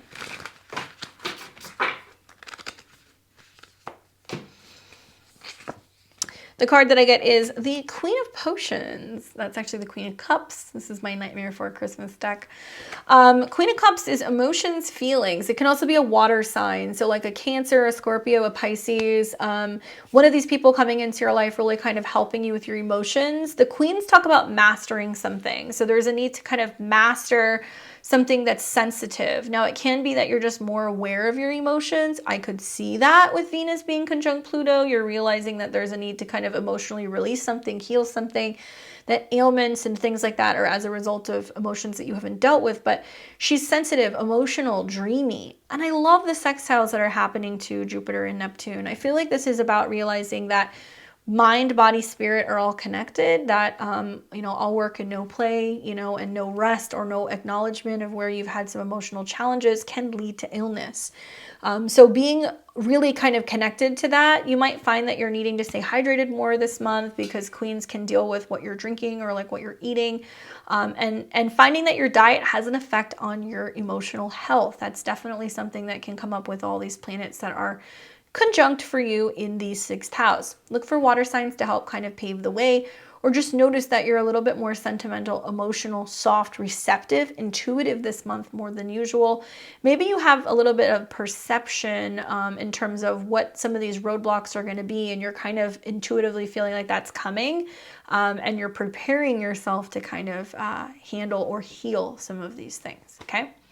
Good luck, Leo. I hope that's helpful for you.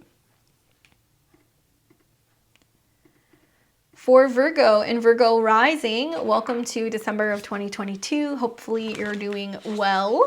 I'm excited to chat with you about what's going on. My Virgos, pull up a seat, get comfortable. It's going to be a wild month for you, just in general, okay? So I really want to take time to break down these mutable squares that are taking place in your sign. Now, if you're a Virgo sun, moon, or rising, you will actually be experiencing a grand mutable cross. Now, let me show you what I'm talking about. We have a ton of planets in your fourth house of home and family, okay? So you might notice that there's more activity going on at home. You're spending more time at home. You're flying home to visit your family. It's all about coming back to your roots, your heritage, and your past. You also have Mars that's going retrograde in your 10th house of career, where you're reevaluating what you're doing professionally and like what your job is out in the world. This represents the balance between, okay, my home responsibilities, how I'm feeling, my family, as well as what's being reworked in terms of your professional life. So you're feeling tugged between both places, basically. This is all coming into a square. So for all the other signs, this is a mutable T-square, where Jupiter and Neptune are the focal points. So I would say there is advice coming, there are partners coming, there are relationship changes coming, there are changes with business partners, clients, things that are kind of like either coming to a tipping point where it's like time to let these fade out, or there's going to be something that's going to happen where you're going to find that there is like a breakthrough and there is like a real strong emotional kind of connection. It's going to go one of two ways.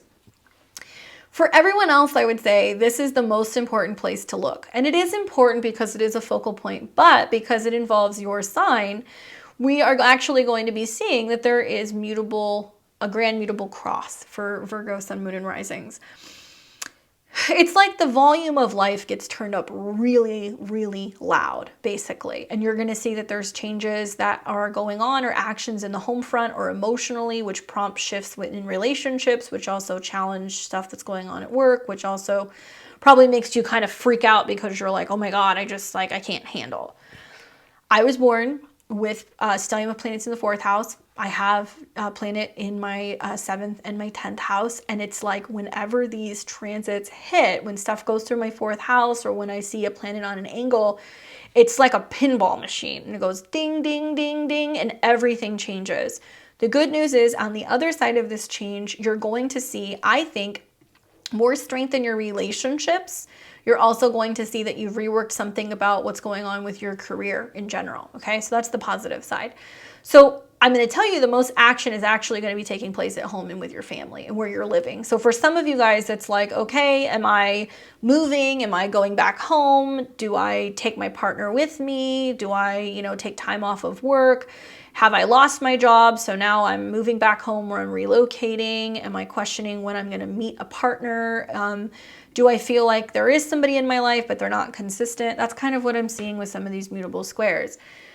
There can be very significant things that can happen with partners, though, where you can see through some of these challenging life events that are going on for you with your home, your family, and your work, what your relationships are really made of. And, Jupiter energy can be very spiritual, very sacrificial, but it can also be kind of ghosty. So as you're going through some of these challenges, if you have a partner that's like, I'm here for you, what do you need? What can I give you? How are you feeling? Are you okay? Wonderful. That's a wonderful way to be able to kind of see like, okay, these are the people that you want to have in your life and you want to have in your corner. However, if you have people that are like ghosting and not calling back, or not texting back, or, they're not responding to you, or when you're in your time of need, they're just nowhere to be found, that's showing you like what relationships actually have to kind of get cycled out, and they have to be released and let go. Just a bit of advice. So you're going to see definitely that happening in relationships. You're going to definitely be feeling sensitive and emotional in your feelings, and possibly reflecting on the past, or something in regards to your family in some way. And then the oppositions to Mars retrograde is the changes that are going on at work and within your career out in the world. Very, very, very active first 2 weeks of the month. So anything goes. When we see first Mercury in the square to Neptune right off the bat, that's like, I don't know how I feel. I don't know where I want to be living. I don't know if I want to stay here. I don't know if I want them to move in. Then Venus square Neptune. Oh, I'm really sensitive and I'm emotional. Do they feel the same way? Am I overly idealizing them? Sun square Neptune. Are they anywhere to be found? And this can be feeling like you do or don't have support from partners, but also from business partners, or also from family. That's how I see that playing out. The 15th through the 17th, fateful conversations. So we're going to see that Mercury moves into your 5th house. This is important because Mercury rules your sign. Mercury in the 5th wants to talk about what it loves. It wants to play games. It wants to go on holiday. It wants to travel. It wants to be creative, and it wants to talk about creative stuff in general. So there can be more action going on, especially when all these planets get into Capricorn later in the month, revolving around your love life, your creative hobbies, your children, going on dates, meeting people. Like, even though it's Capricorn, you take that seriously. Like, you take playtime seriously, or you have to make the time for playtime, or maybe, you're really serious when it comes to your romantic partners in general. But as Mercury comes into a trine with Uranus, I think it can be that there is like an opening up of conversations about what the future holds and what is possible for you. Okay, so this is positive. You're also going to see that Mercury will be in close proximity to the North Node. So it's like planning vacations, planning trips, planning having kids, planning taking hobbies to the next level, and maybe learning something, teaching or training. You will also see on the 20th, Jupiter enters Aries for the final time. So Jupiter's leaving your 7th house where it's been giving you lots of blessings in regards to relationships. It's now going to be moving into your 8th house, which deals with death, sex, taxes, other people's money, inheritances. Jupiter rules your 4th house of home and your 7th house of relationships. So there can be a transformation going on where you're really looking more in depth at how can I build stronger with another person? You know, are we merging our bank accounts, our resources? Are we talking about our intimacy issues? Do we need to go to therapy? There's also just like a reevaluation of your fears. I think that's going to be taking place. 2 is better than 1. I think with Jupiter ruling the 4th house and it's in the 8th, some of you guys might move in with other people and you find that it's a more affordable way to live. Some of you guys might also inherit property or real estate or something from family. So unfortunately, this can prompt, somebody transitioning in some cases, sometimes, or it can be foreshadowing that that is coming in this next year. Eclipses in the North Node will be moving into your 8th house. So that is possible that there's like a transformation of how you look at your assets and other people's assets and what becomes yours, right? It can just also be that there's more generosity. You might get nicer gifts or family gives you something nice, or maybe you're putting more money into your home or you're buying a nice gift for a relative.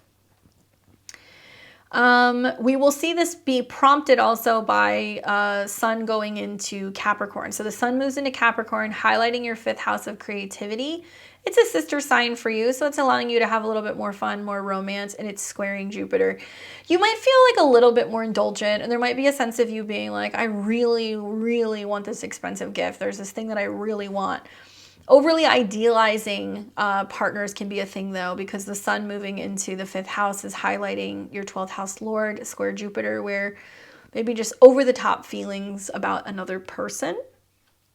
Taking risks also can be a thing. So big risks can pay off. There can be something that you put out there that you've created that can bring you more happiness or abundance.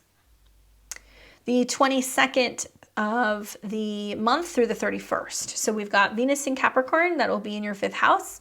Venus loves the 5th house. It is romantic, and in this case, I think it's just about having a more traditional, solid kind of love, and really focusing on self-love throughout this month. You're going to see Sun, Mercury, Venus, Pluto, all in the 5th house, and a Mercury retrograde. So topics of reevaluating. Do I love myself? What do I enjoy? What's fun? Do I want to have children? Where do I want to travel to? Things like that. Venus will trine Uranus. So this is saying that you're thinking about spending a little bit of money on taking a course, buying something, advertising something, or being able to pick up some art maybe that comes from another place. Maybe traveling or planning a trip on a whim. Mercury and Venus will also start coming into sextiles with Neptune. So the 5th house is like falling in love, having a good time, going on dates, connecting. The 7th house is commitment. So there can be a sense of like really falling in love with someone or something, or really perfecting something that you've been creating and making it available for other people. So putting out a service, being able to bring in more money from it, having a lot more attention from partners. But the 5th house, like I said, falling in love or children, and the 7th house is commitment. So there can be serious conversations you're having with partners about, are we still in love? Are we having a good time? Where can we have more fun? What do our kids need? Things like that. And, you know, being able to get to the next steps and having more serious conversations with commitment with others. This is also important because Saturn's going to be coming into your 7th house in the new year. You'll see that in the spring. So for those of you guys who are serious about getting married, finding, you know, a significant partner, maybe thinking about having kids, that can definitely be a theme. So you might start the process of talking about that sooner rather than later. On the 29th of the month, we're going to see Mercury goes retrograde. This is very important both for you and Gemini because you guys are ruled by Mercury. So there's definitely going to be stronger effects that you might feel in general. Mercury going retrograde in the 5th is a reevaluation of what you love, who you love, what you're creating, if you're self-employed, changes in your love life. It's interesting that it rules your 10th and your 5th, and I could see some Virgo and Virgo risings being like, I quit, I need a more creative job. Or after that new moon that you're setting intentions about starting a new business, and you're like, okay, I'm going to see how it goes. I'm going to give it a shot. Not a time to launch the business. It's a time where if you had a hobby, you can go back to it. You can kind of work it out and figure out, you know, all of the details and all of the planning. And I would say launch it after the retrograde, or maybe even after Mars goes direct in your 10th house, which will be mid-January. Okay, so like the end of January is a good time to be like, okay, is this going to be a thing? Am I going to launch it? I'm going to make more money. The 5th house can be your side hustle. But I also think this is about like your responsibility when it comes to children, your responsibility when it comes to your own happiness, to what you love, who you love. And really kind of feeling like you're making more time to kind of participate in things that are going to bring you joy. Responsibility for children, definitely, because Mercury rules the 10th house. So there can be a sense of you being like, do I want to be a parent? Am I doing this? Like, you know, and using the Mercury retrograde to kind of discuss this, because Mercury will be going retrograde in this part of your chart on the 29th, and it'll come into conjunction with Venus. So it's like, you know, do I still love this? Do I still value this? Do I still want to put money into this? Something like that. Be careful also with like trading and investments here. Then we've got on the 31st, Venus comes into conjunction with Pluto. So Venus rules money and resources, traveling and philosophy, and Pluto. So intense conversations, matters of the heart. Perhaps some of you guys are going to realize that you love someone or something. You might say it. It might be something that like just comes out of your mouth. There can also be like a sense of you feeling like very fulfilled in something that you have created or something that you have made, especially if you're in a creative position. So if you're an artist or a musician, or if you're a photographer or something like that, there can be something very personal that you create. And it's like a sense of feeling fulfilled because you have brought it to life and you've completed some kind of a project. The inner child is something that is really prominent this month, Virgo. So just keep in mind that you need to be asking yourself, do I love this? Do I love this person? Does this feel good? You have to keep asking yourself that, because if you're not doing that, then you're going to feel like something is missing in a heart sense. Okay. Let's take a look at what the cards say for you, Virgo, for this month. Oh, do I love this? Does it feel good? The lovers. Options and choices. The lovers is really connected also to Gemini. Okay, so you've got Mars going retrograde in the 10th house, and Mars is about passion and how you're learning to really reevaluate, you know, what you're working towards and what you're passionate about. But the lovers can be talking about a passion project. It can be talking about what you're really loving, what you would love to do, or who you're in love with, or a romantic love, or a soulmate, or somebody that you connect with and you're like, this is it. And I could definitely see that with all these planets that move into the 5th house and they sextile Neptune. It's like, yes, I could see a future with this person, or I could actually see a future where I could be a creative, I could be a designer. I love this. I could do it forever. Reach for the things that are going to make you feel the most passionate and where your heart is, right? Love opportunities, romance, all that stuff is very possible for you. Some of you guys may find love at a distance because you're going to have trines to the North Node in Uranus. It could be somebody who's culturally different. They live in a different place. They have a different religion, a different background. Or you're falling in love with a new hobby and you want to learn more and you're willing to invest more of your resources to being able to get training, and maybe you find a teacher or a guru who can help you make that happen. Okay? Good luck, Virgo. All right, so this is going to be for Libra and Libra rising. Welcome to your December 2022 horoscope. Hope you're doing well. We're going to start off with talking about the transits, all these mutable squares from the 1st of the month really through the 14th. So we have a ton of planets that are moving through the sign of Sagittarius. The Sun and Venus and Mercury are all lighting up your natal 3rd house. This is all about how you communicate, what you're learning. It can be languages, it can be new software, it can be picking up new books, anything in regards to like online stuff, siblings, cars. It's kind of like a hodgepodge of different things. But whenever there is a lot of planets moving through your 3rd house, there is definitely a need to communicate. So communicate everything in your day-to-day routine. One thing you're going to notice with all of these planets that are in Sagittarius, which is in opposition to Mars and in a square to Neptune, is that scheduling is changing. You're going to hit some scheduling roadblocks. There's going to be some challenges going on with your day-to-day routines, either something with your thinking or something with your communication needing to upgrade to be able to kind of make the most of what's going on with some of these changes, either with your health or with your schedule, your ability to get stuff done. And then you're going to see all these planets come into oppositions with Mars. So the very first planet actually to come into a square with Neptune will be Mercury. So you'll see Mercury square Neptune. This is about assessing some kind of information or a conversation, perhaps about your health or addressing a problem with a vehicle. Then you'll see Venus come into the square. This is going to be around the 3rd. And that's important because Venus rules your chart. So it's definitely about health of the mind or health of the body in some way, perhaps even something with making changes or what you're learning about health or even nutrition.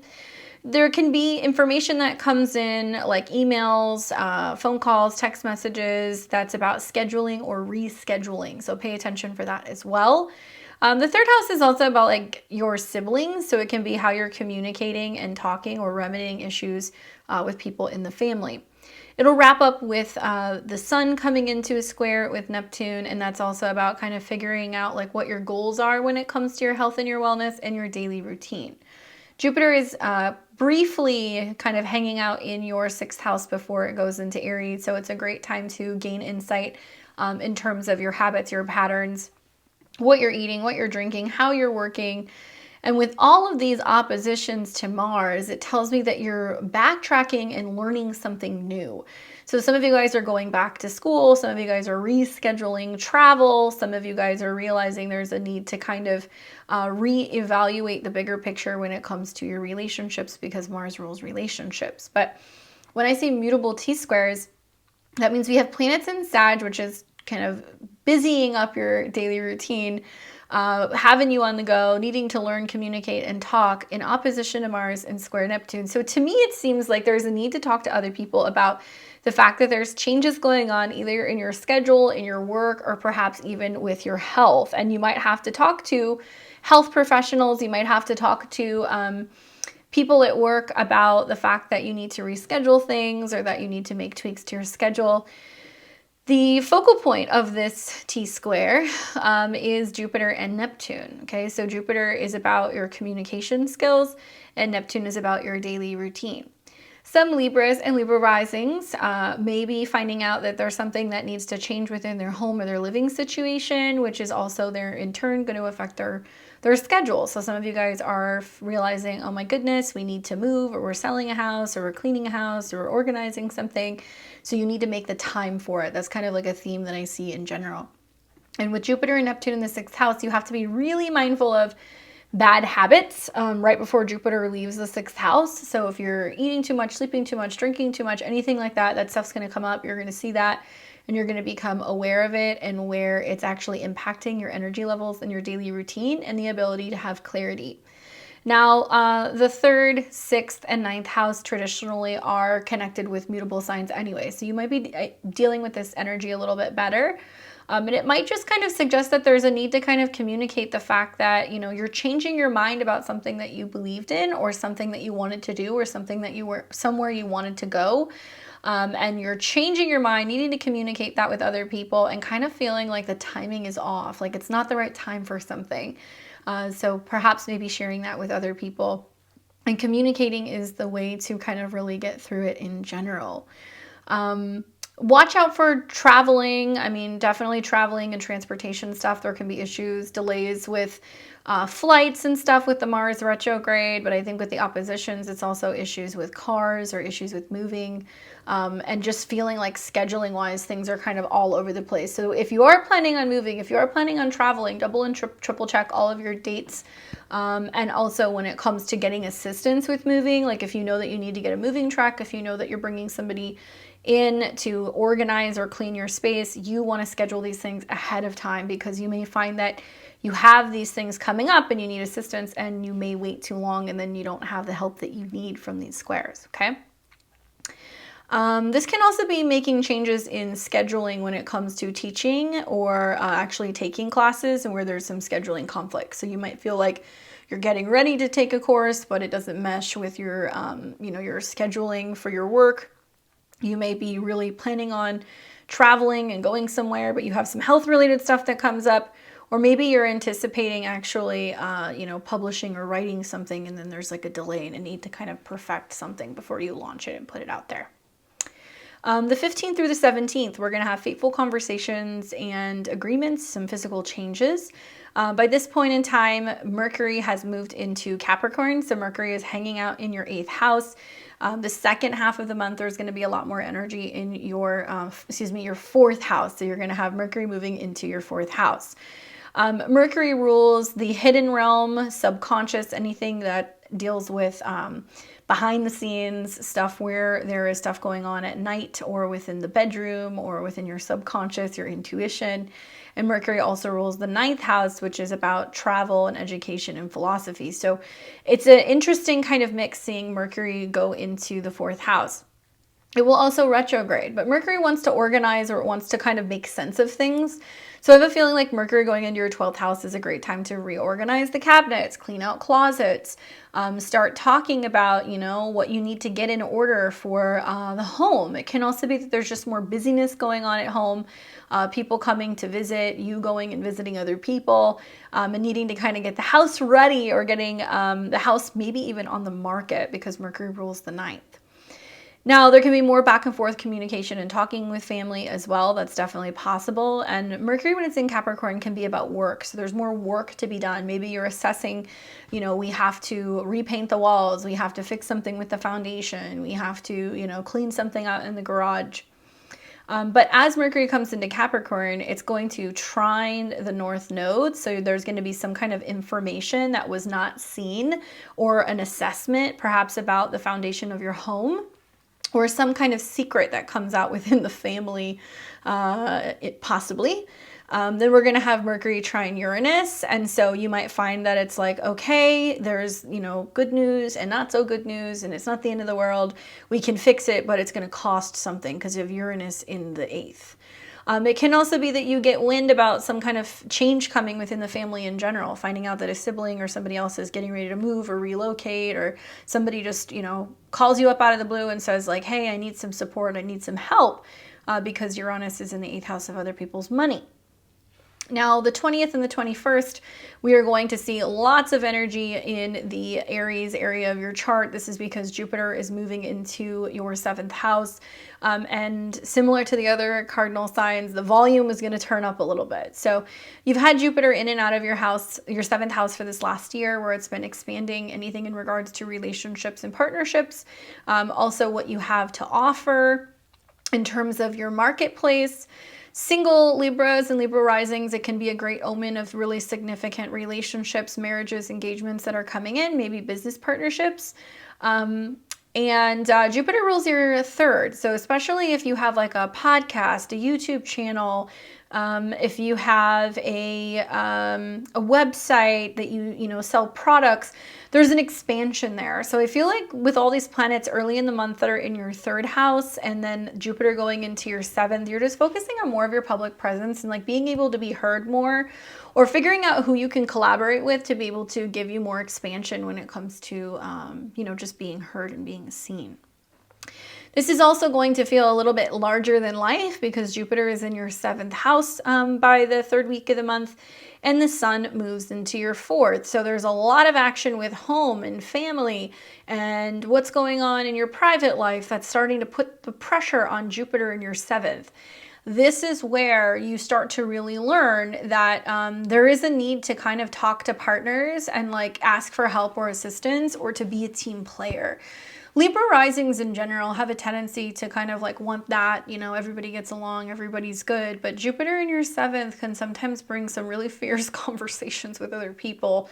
And it can definitely sometimes be confrontational. So you want to watch when the Sun goes into the 4th house that there's confrontational things or big events happening in regards to your home and also your relationships. So it can be a situation where somebody says, I want to move, or, I want to relocate, or I want to suddenly get married and move in together, or, this isn't working for me and I can't be in the same room as your family. Like you could see some friction between partners and also home or family dynamics.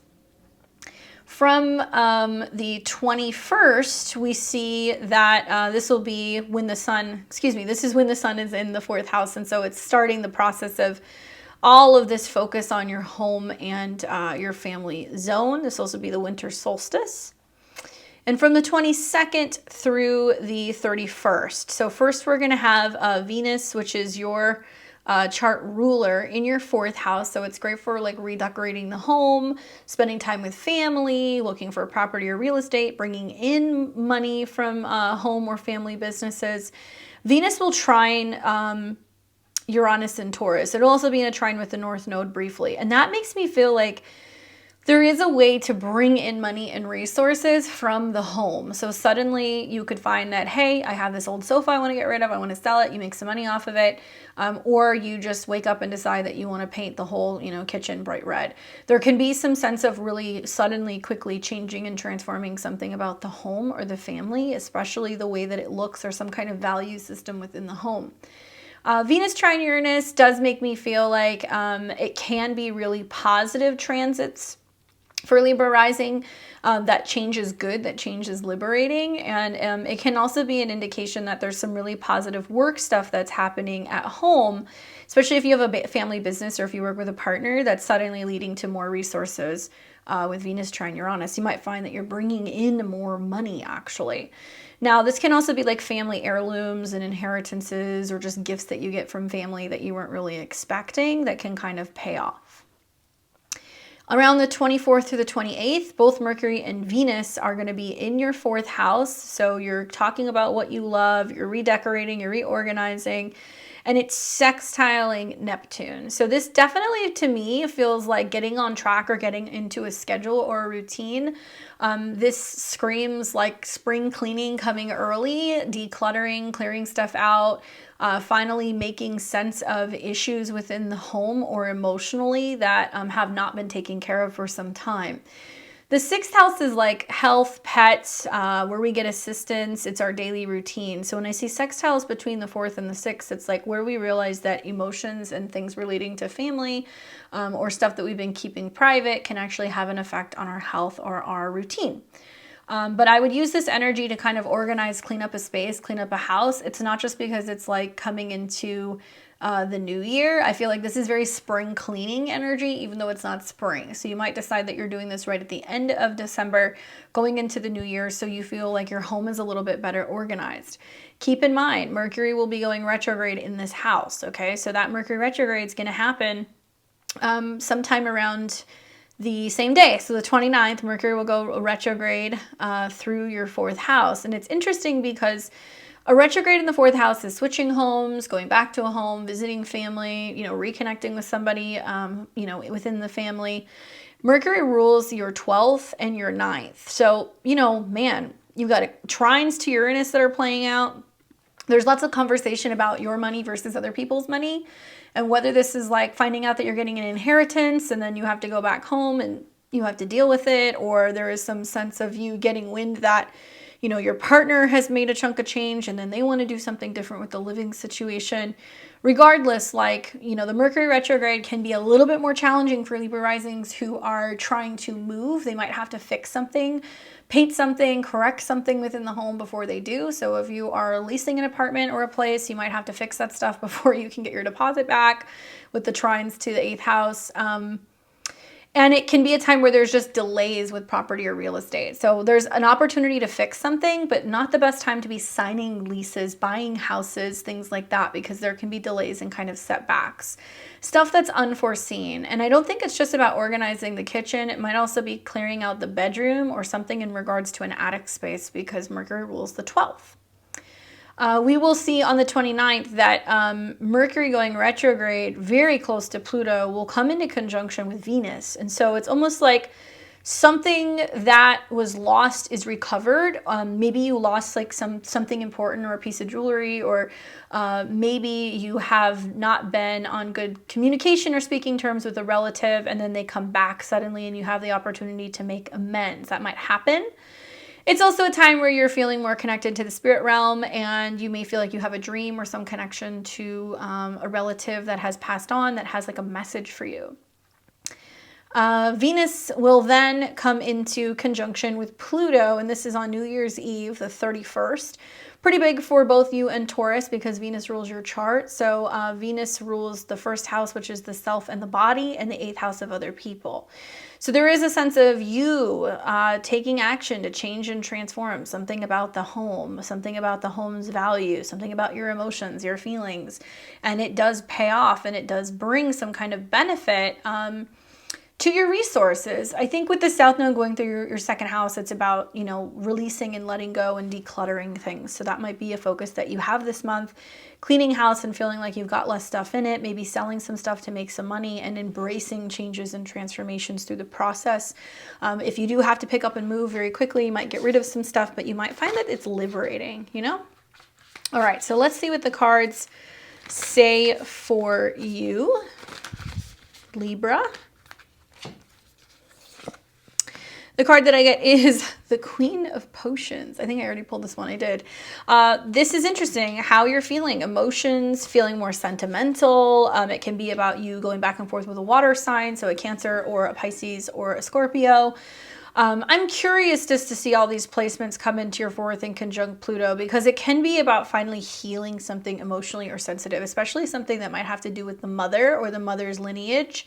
Or anything in regards to like the past when it comes to your family. I feel like this is about you learning how to kind of communicate your feelings a little bit better and not just sweeping things under the rug, and like finally coming to terms with how you're feeling about a home or a family matter. And these earth trines, even though they're physical trines with the element of earth, they're happening in water houses. So it's how you feel about physical change, changes with your resources, changes with your home. Okay. Good luck, Libra. We've got Scorpio and Scorpio rising. Hopefully you're doing well. Welcome to December of 2022.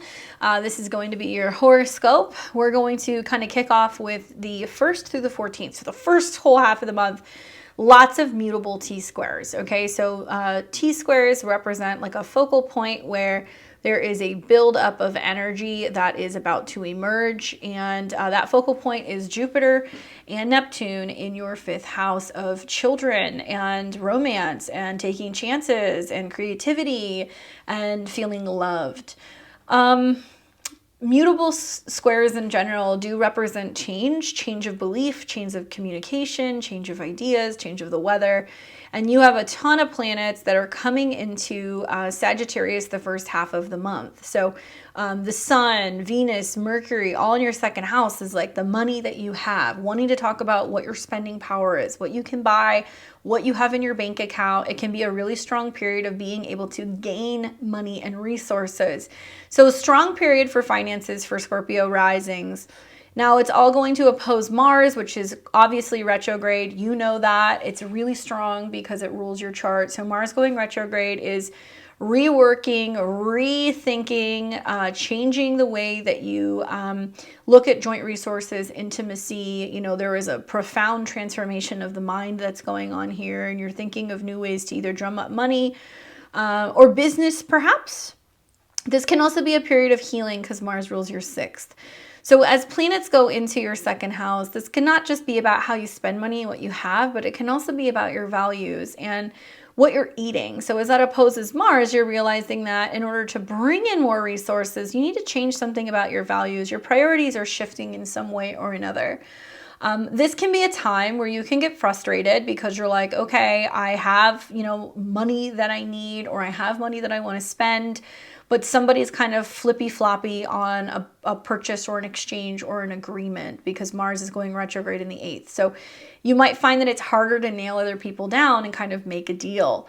If money is owed to you, it can be taking a little bit longer to get to you, and you might feel like you have to put up some money or invest something before you're able to make money. And all of this is coming into a square with Neptune and Jupiter on both sides. So Mars square Jupiter and Neptune is a lot of like, I'm rethinking what I can make, and I'm also reimagining like what it is I want, or what it is that's going to make me happy. Personally, watching squares from the 2nd house to the 5th house is like, just because you have something doesn't mean it actually brings you joy or pleasure. Okay, that's the bit of advice that I would give you. This is also a time to be very careful, Scorpio, when it comes to really vocalizing what your priorities are. Because as all of this squares Jupiter and Neptune, maybe you're feeling like you need to produce more because you're wanting to feel more fulfilled or feel happier. Maybe you're feeling like you need to spend more to bring joy. And there can be a sense of overspending and realizing that it didn't really bring you the happiness. So, large purchases and stuff, be very careful, really be reevaluating before you do this, and be careful when it comes to taking chances or risks and investing your money or gambling it, because likely you'll find that it may not necessarily pay off with some of these squares. Especially if you have a chunk of money that comes in and you're wanting to put it into the market, I would say be very careful, because you might find that actually there could be a better time and it could result in some losses. Fifth house also deals with romance and children. So some of you guys are realizing you're needing to make more money because you got a kid coming, or, you're finding out that your partner's having a kid, or there's some planning for pregnancy. All the while Mars is going retrograde in the 8th. So you're feeling like you're working really hard to kind of make something come to fruition, but you may not feel like you always have the support that you need from other people. Be careful with romantic situations too. I think Jupiter and Neptune in your 5th house briefly until the end of the month is good, because it's giving you a last shot at romance and sweetness. But I also feel like the squares to Mars is this just a physical thing, or is there something more here? Because Mars retrograde in your 8th, you want depth, So watch out for those T-squares, although I think that really it could just materialize as overspending or over-romancing or over-partying, especially over-drinking, things like that can kind of come up. But, whenever I see squares between Venus and Neptune or Venus and Jupiter in these houses, I feel like there's this sense of just dreaming really big, but there can be a little bit of room for feeling a little disappointed, okay? All right, so that's the mutable T-squares. Let's move on to the 15th or the 17th, where there's fateful conversations, agreements, and physical changes. Now, at this point in time, Mercury has moved into your 3rd house, where it's pretty comfortable because Mercury loves being in the 3rd. So Mercury in the 3rd house is a lot of talking about business and contracts and movement and your goals, because Mercury rules the 11th house of goals and the 5th house and the 8th house of others. So you're talking more about, okay, here's my goal when it comes to this thing, learning a new language, launching a new website, starting a podcast, writing a book, things like that. Mercury retrograde in the 3rd, which you will experience later in the month. The shadow is going to start about as early as the 12th. Can be car problems, actually. So it deals with costs, Mercury ruling the 8th, and the 11th, a reworking of goals. So Scorpio risings, not a time to buy a car, sell a car. If you have to do something, make it temporary, get a short lease, borrow a car, something like that to get you through. But there can be some vehicle issues. There can also be some issues that start coming up in regards to contract negotiations, challenges with gadgets, stuff like that. I mean, yeah, movement, these things kind of come up.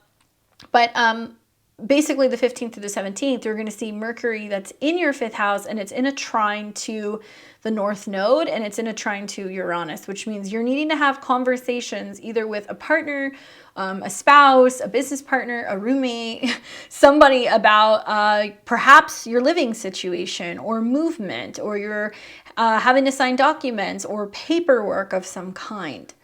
Really positive, because Mercury is going to sextile your ascendant, and it's going to trine the 7th house. I feel like this is like, if you don't know, then you need to ask for some kind of support, or you need to get somebody else's advice. Get a reading, talk to a mentor, get some advice from a sibling, or maybe a neighbor. There's some kind of conversation here where somebody's going to give you some insight. And when Mercury trines Uranus, it's definitely about your home or your feelings. So watch for those really important conversations that you have with a partner or a family member then. From the 20th and the 21st, we're going to see that Jupiter will be entering back into the sign of Aries, and it's going to be moving into your 6th house. So we've seen Jupiter go in and out of the 6th house. Now it's going back. It's going to be highlighting and bringing more attention to your health and your daily routines. Jupiter in Aries is like about you taking the initiative to be busy. You're going to be super busy through the spring. You're going to have plenty of work. But it's also about health and I think fitness. Jupiter is about finding a cause that you're willing to kind of help out with. Jupiter rules your second house of money and income, also food, and your fifth house, which deals with romance, creativity. So maybe you're getting involved in a project where you're having to give a lot of your talent, or you're investing a lot of time or your creative juices into something where you're helping other people. Your health goals are going to be full steam ahead. So making dietary changes, working out, going to the gym, that's definitely a thing. You might be learning about new creative ways to be able to work out. And so maybe it's going to be like sports or dancing or something like that. This is going to feel amplified because the sun is also going to move into the third house. So as the sun moves into the third house, it's going to square Jupiter in the sixth, and it's going to be about you being like, okay, I need to ask somebody for some assistance, or I need to talk about a problem that I'm having so I can remedy it. I also feel like this can be shining a light on, because the sun rules your career, talking about work and scheduling things going into the new year and what you're planning through the spring. On the 22nd, Venus, which will have moved into your third house of Capricorn, will come into a trine with Uranus and Taurus. So this is important because Venus rules other people. It also rules what's unexpected. Unexpected conversations maybe that you have with a partner about money or resources, unexpected conversations you have with female relatives.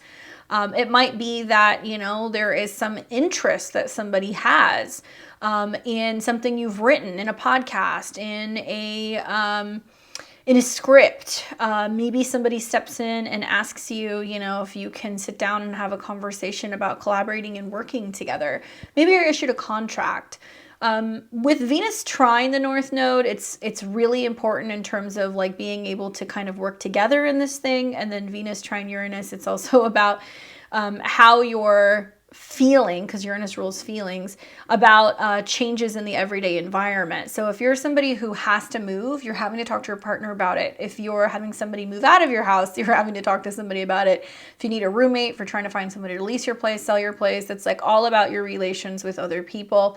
And you can definitely be talking timelines, scheduling, and money, because it's all about Saturn or Capricorn and Taurus, which is also about money, Venus.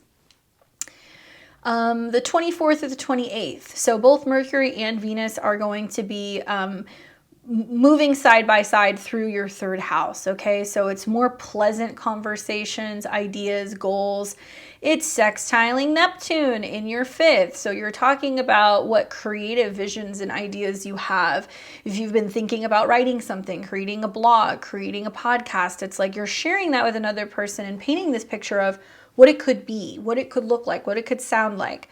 It could also be that you're having conversations about what you love, or you're sharing a book that you love or something with someone. You could be saying, I love you, or you may even find that you're talking to your partner about a creative project or having a child. So there's some information coming up, or talking about the possibility of expanding your family. On the 29th of the month, Mercury will go retrograde in Capricorn. So it starts turning retrograde in your third house.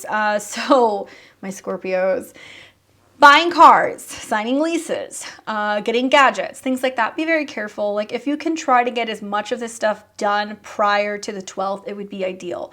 Otherwise, I would say just prepare for a little turbulence. If you're going to be buying gadgets, especially computers, phones, laptops, you know, anything like that, iPads, make sure you get a warranty on it. Make sure it's covered. Make sure you keep your receipts in case you don't like it. If you're planning on moving, then you might want to double and triple check everything, because there can be some screw ups, there can be some delays, there can be some issues with leases. Watch for miscommunications in general. I mean, I think that it's all about you being able to kind of get organized and really start talking about your goals and planning. And because Mercury rules your 8th house and it's strongly associated with Mars, it's like how you're learning to kind of communicate differently and keep an open mind when you're dealing with other people. Now, also on the 29th, Mercury will go retrograde, but it's going to conjunct Venus. So that tells me that it's possible, Scorpio, that you hear from somebody in the past. They call you, they text you, they pop up on your social media. It can mean also that somebody's coming to you and asking for some kind of help or support. Maybe somebody returns and they want to renegotiate something. That's the other way that I could look at it. Be careful with like losing things like cars, keys, wallets, stuff like that can happen as well. Or somebody can be coming back and having a conversation to renegotiate something. Then on the 31st, we're going to have Venus that will be coming into conjunction with Pluto and Capricorn. So you are ruled by Mars and Pluto. Venus rules other people. I feel like this is somebody having a conversation with you about changing your mind and the way that you communicate and express yourself, and like learning how to have powerful breakthroughs in terms of how you communicate with other people. There is some temptation here, so it can also kind of represent like having some conversations where you have to read between the lines, or like somebody may not be completely forthcoming with you. Keep in mind, this is still in a sextile to Neptune. So if somebody's reaching back out to you from the past, there can be a sense of you being like, what do you want? Cut to the chase. Like, what is it that you need? But Venus conjunct Pluto can also be a really powerful conversation that you have, and you like realize like how strong you and a partnership can be. And it can definitely lead to some really intense heart-to-heart conversations, which can really help you go deeper in terms of relationships and feeling connected. That's how I would put it. All right, so let's see, Scorpio, what do the cards say for you?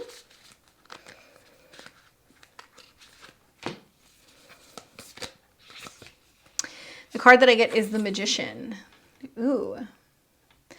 Wow. I mean, I feel like the Mars square Neptune that's been going on is very Magician energy, and it's a lot of like how you're learning that if you change your mind, you can actually change your reality, and you can totally shift your goals and everything in regards to like money that's coming in and your romantic life and resources. The Magician can be about creating your own reality.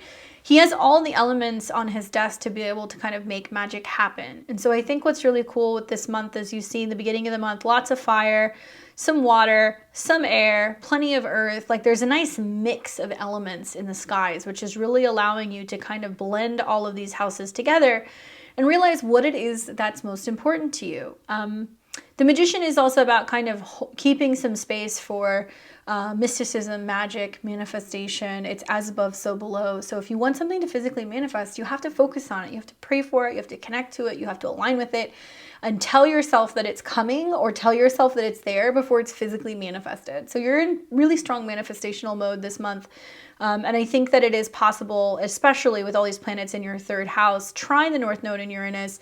It's telling other people it is possible. We can get it done. We're going to do it. It's going to be okay. And really seeing that come to fruition. Okay. Good luck, Scorpio. For my Sag and Sag rising, welcome to December 2022. Hopefully you're doing well. Happy birthday to my December Sagittarians. I hope it's a good one for you. Well, it's me active. Let's put it that way. Same thing goes for all the other mutable signs. Sag, this is a very, very active month for you. So we're going to start off talking about the 1st through the 14th, where it is like holy mutable squares. If you're a Sag, Sun, Moon, or Rising, you know what mutable is, right? Changeable, flexible, open, sometimes non-committal, but it's open to things shifting. You realize that, you know, the weather can change.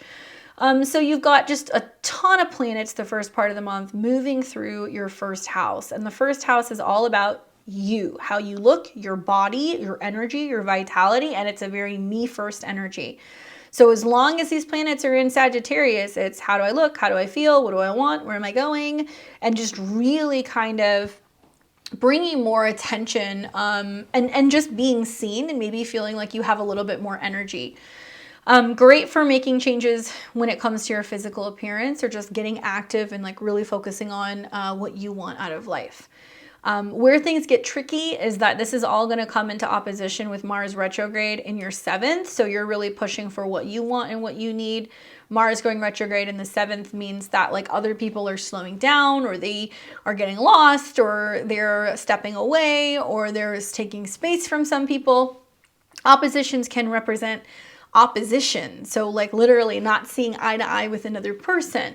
The good news is with Mars retrograde, I think this is an opportunity to kind of like reevaluate relationships and what you want in relationships, and a slowing down when it comes to having conflict with others. I've heard from a lot of Sag risings that this is materializing as either somebody from the past coming back, or them working their way out of a relationship which is changing their home. It could be any of these things.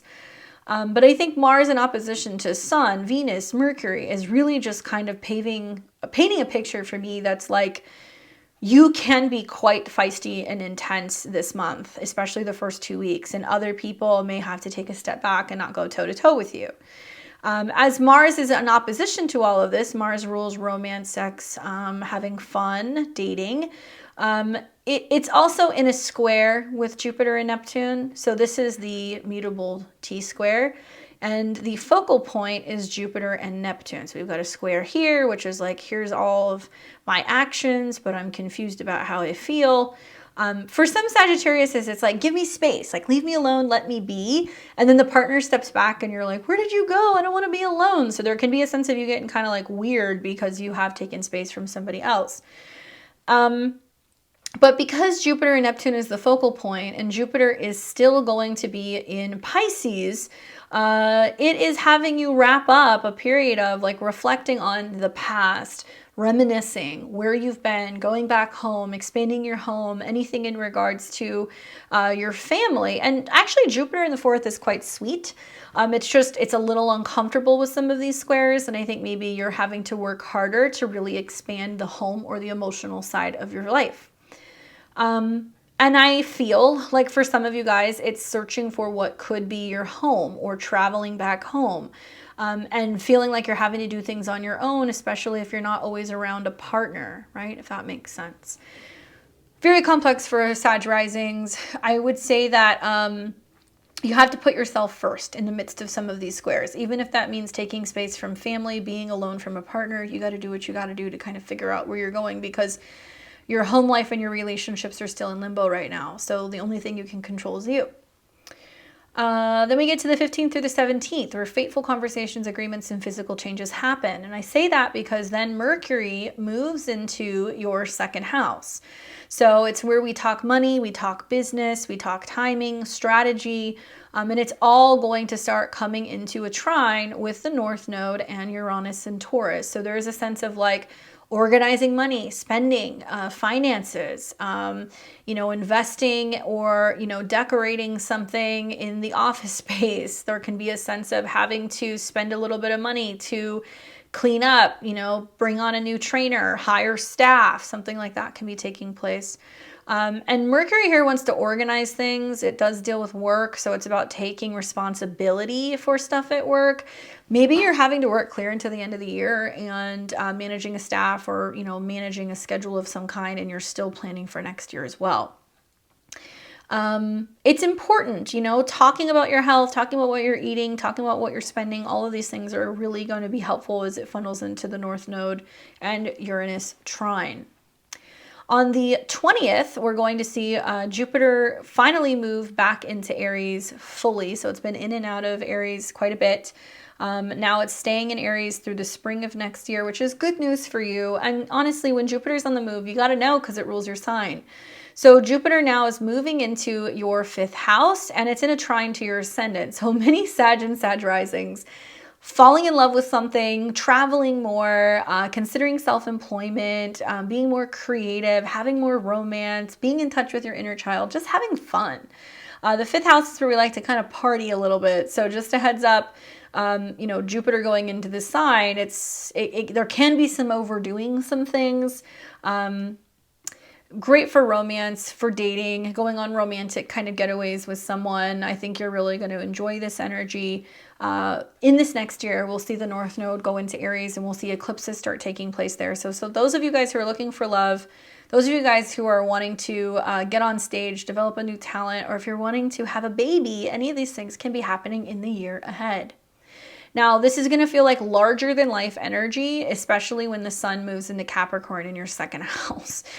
I feel this is about you being like, okay, I'm spending a little bit of money to have fun and book a trip next year, or I'm spending a little bit of money to invest in a new venture or a new investment or a new hobby. And you might be feeling a little risk taking, to be honest with you. This is also financial responsibilities that are coming up for you for children. So feeling like you need to make money, or that there's, a need for more cash because of a responsibility for a younger person. On the 22nd of the month, Venus will have moved to the second house. So you're going to have like Venus and the sun and Mercury all hanging out here. So it's like a big focus on money and resources and what you're bringing in. So the end of the year might be like a really good year for you, especially if you're like in a seasonal kind of business. You might find that, you know, a lot of your invoices are getting paid or you've gotten around to it, or finally you're just seeing a little bit more in sales in general. But Venus is going to trine Uranus and also the North Node. So that's really nice because it says that support comes from friends, or that you're meeting some of your time goals or some of your financial goals. And you're also seeing positive changes with your health and your wellness. You may have friends that come to your assistance for something. They help you with something financially or with organization.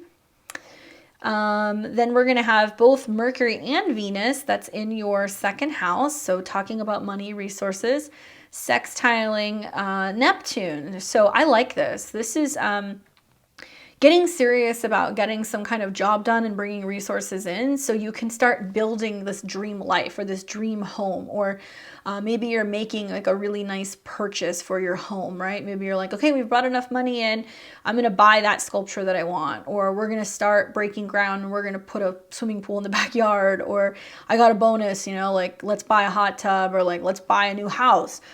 Something like that's going to come up because it's a sextile from the second house of ownership to the fourth house of home. Really great time. I think that you're just going to be really enjoying kind of being at home and like enjoying your comfort space. On the 29th, we are going to see that Mercury will go retrograde in your second house. This is important because Mercury rules Mercury rules career. Hello, 10th house. And it also rules your 7th house. So something about work, responsibility, partners, or clients going retrograde in your second. Okay, Sag, here's a little bit of advice for you, okay? Watch the spending. Because to me, it seems like there can be a lot of money going out, and then all of a sudden, when you get to the end of the month and the retrograde happens, whether you're reevaluating how much money you spent on holiday gifts or how much money you spent going out to eat or buying stuff, you're going to realize money's tight.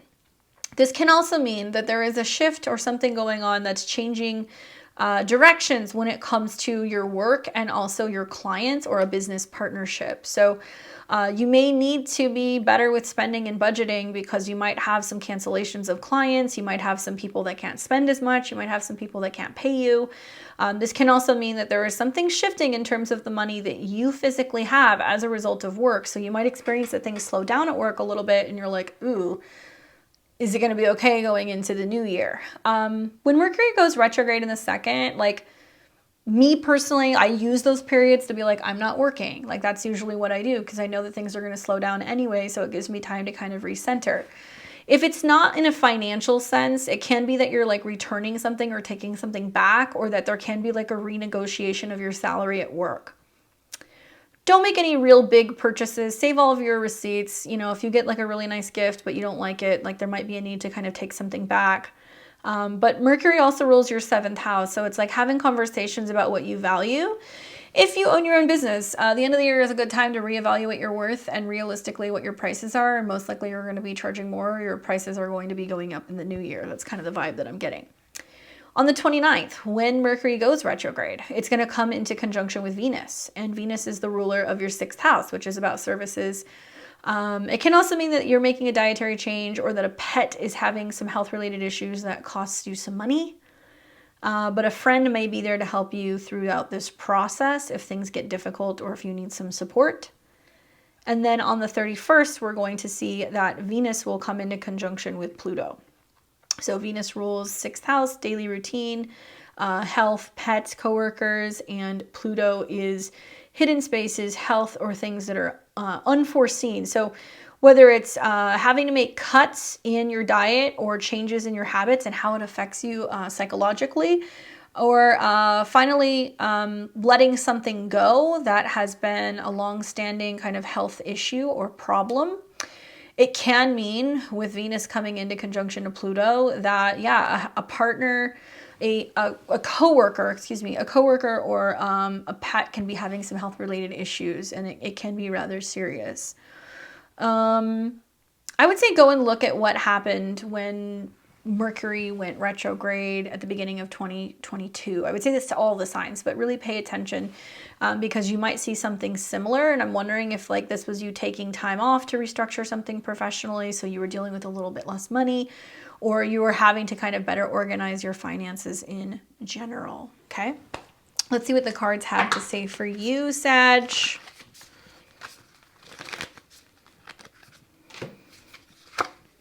And the card that I get is the Ace of Cups, Ace of Potions. Heart matters, matters of the heart, emotions, sensitivity, new opportunities in love and romantic and relationship stuff. Interesting that planets are going into the second house, the second half of the month, and it's going to be sextiling Neptune and also making aspects to Jupiter, kind of. You know, how do you feel emotionally? Do you feel emotionally secure? Do you have what you need to feel good? And do you feel good in your home? Do you feel good with your family? Are you just more sensitive and emotional than usual? My goodness, all these planets in Sagittarius square Neptune is going to definitely have you in your feelings and have you going, oh my gosh, things are changing. I might be moving. There's a change in my home. There's a change with a relationship. I'm reflecting on the past. Definitely, especially with Mars going retrograde, it can have you in your feelings about either a relationship or a living situation and how you feel about making those changes, right? Be sensitive with yourself. Know that with the Ace of Cups, it's basically giving you an opportunity to renew your emotions and your feelings and to be more open to new relationships or to just new emotions in general that you've been too afraid to kind of feel. But definitely the squares to Neptune, just don't hide out. Talk to people, tell people how you're feeling, okay? Good luck and happy birthday to you, Saggies. For my Capricorn and Capricorn risings, welcome to December 2022. Hopefully you're doing well. Those of you guys who have a birthday this month, happy birthday to you. We are going to start the month off talking about the mutable T-squares, okay? So we have a ton of planets moving through Sagittarius up until your birthday. So you're going to feel this until about mid-month. There's a ton of planets going through your 12th house. So it's like wrapping things up, ending things. So it can be job related stuff, travel related stuff. It can also be about just feelings in general, lots of change going on. If you're not spending the first part of December resting and recuperating, maybe you're getting some kind of treatment, some kind of healing, maybe you're going to a retreat, maybe you're traveling. That's another positive way that you can be using these planets in the 12th house. Now, like I said, this is the cosmic clearing before planets go into Capricorn, and then you're getting ready to start your new year. Now, mutable signs equal change, okay? So you're a cardinal sign, you're just like, what is that? Just stick to the plan, keep going. I feel like all of this Sag energy is wrapping things up right before you're given the opportunity to initiate something brand new, especially on the home front. But for right now, all these planets in the 12th house deals with your spiritual self, what's hidden, what's kind of behind the scenes. It can also be about like hospitals and healing centers and being in other places. Coming into an opposition with Mars in your 6th. So this definitely tells me between the Mars retrograde and also planets in the 12th, you need to really watch your health, okay? Like seriously. And the mental health can affect the physical health can affect the mental health, either or. Because this is very much mental, spiritual, and this is much more kind of physical. Mars is going retrograde in your 6th house, which tells me you're between jobs, changing jobs, switching jobs, taking another job on, holding off from working, trying to go back to the gym, trying to get back into a physical kind of swing of things. Mars rules your 4th. So maybe you're reorganizing, revamping, something like that relating to your health or your workspace. Now, as all these planets come into an opposition with Mars, you're going to be feeling emotional because it rules your 4th house, and it's also relating to goals. Now, these oppositions come into a T-square with Jupiter and Neptune here. So this is the focal point, and this is the T of the T-square. It means that this is what's really going to be kind of breaking up all of that tension between these two oppositions. So what does it mean? Well, Jupiter and Neptune in your 3rd house is learning to speak without words, learning how to tap into your intuition, be more connected to emotions, more inspired when you're writing, when you're learning. Jupiter rules your 12th house of foreign places, or things that are more mystical and magical. And it also has connections to your 3rd house, as does Neptune. So I feel like some of you guys are like learning new languages. Some of you guys are learning tarot. Maybe you're learning astrology. You're picking up books on meditation, on self-healing, shamanism, things like that. Maybe there's apps that are coming up for you so you can like kind of better adjust and like learn more of a language.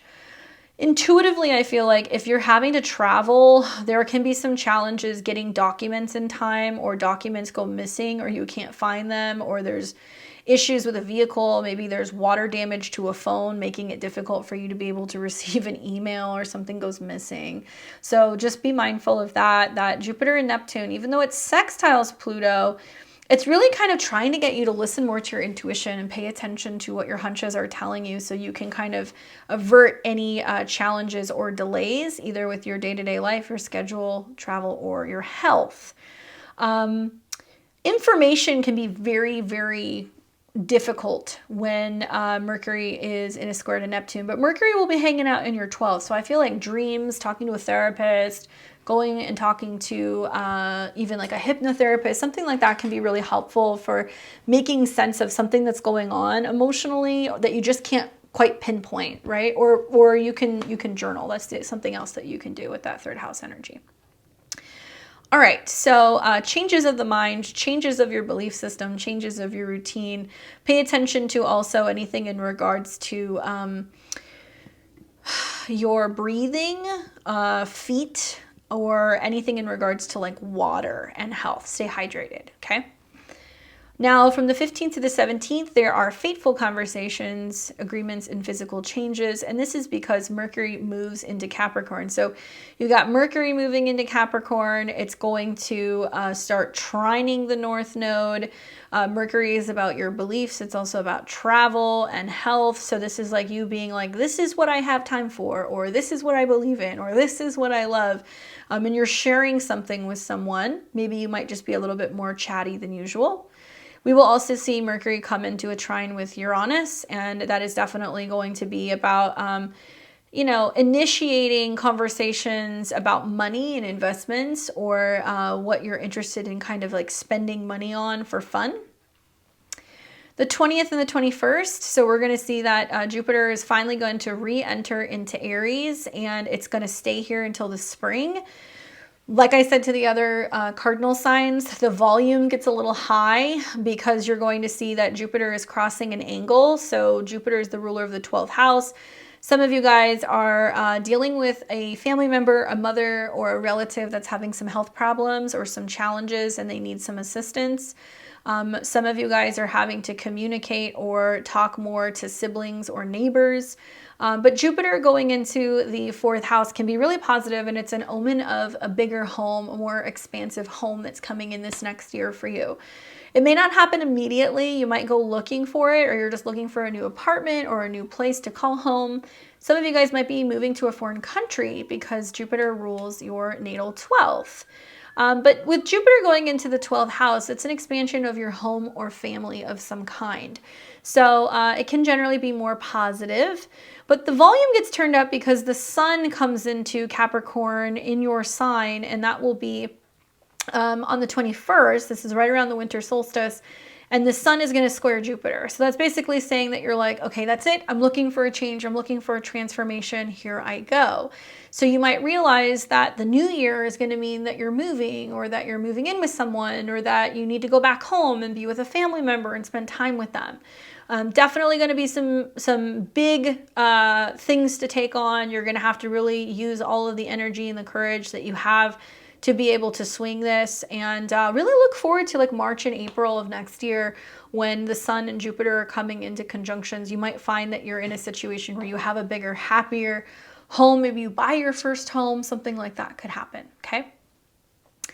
Then on the 22nd, Venus in your sign. Okay, so Venus will be in your sign this month. Really great for making changes to your appearance, anything in regards to beauty routines, perhaps changes in your clothes, your makeup, stuff like that. Venus is going to trine both the North Node and Uranus, and that's going to be happening right around like the the 20th to the 22nd. Venus trine the North Node, pampering, self-love, nurturing, taking care of a child, loving a hobby, loving a person, and creative stuff that you're working on that can bring you lots of joy. And then Venus in a trine with Uranus is also something that can actually be really abundant. So maybe you're focusing on something you enjoy doing, you're creating art, you're designing something that you're going to be really proud of, and potentially it can give you an opportunity to make a little bit more money. On the 24th through the 28th, Mercury and Venus in your sign. So you're like, I'm taking the initiative to share with other people, to talk about what I love, and making time for the things that you love. All of these two planets are sextiling Neptune. So that's leaning more into your intuition, using, writing or painting or, photography or sketching to be able to kind of like show your ideas. A very intuitive side of yourself might come up. You might be finding that you're, having really prominent dreams or hunches. Maybe you're using a pendulum or tarot or something to kind of help navigate some of these feelings that are coming in for you, and you just feel like the ideas are flowing. So if you are a visual artist, or if you're into like collaging, or if you're writing, you're just going to feel more inspired and more likely to kind of want to have like deep conversations about your vision. On the 29th, Mercury goes retrograde in your sign. So it's going to go retrograde in your first house. Mercury retrograde in your sign is a reevaluation, depending on if it's your sun, moon, or rising. If it's your rising, a reevaluation of your belief systems and your health. So this might be where you're like actually making changes and you're learning more about health in the body. Maybe you're changing your philosophy. Maybe you make an error, which leads to having an issue or a delay with travel. So double and triple check everything that you're booking and everything that you're kind of planning. There might be something that you overlook. Health and body issues can definitely come up here, so you want to be mindful of that, especially if you've been just overworking and killing yourself.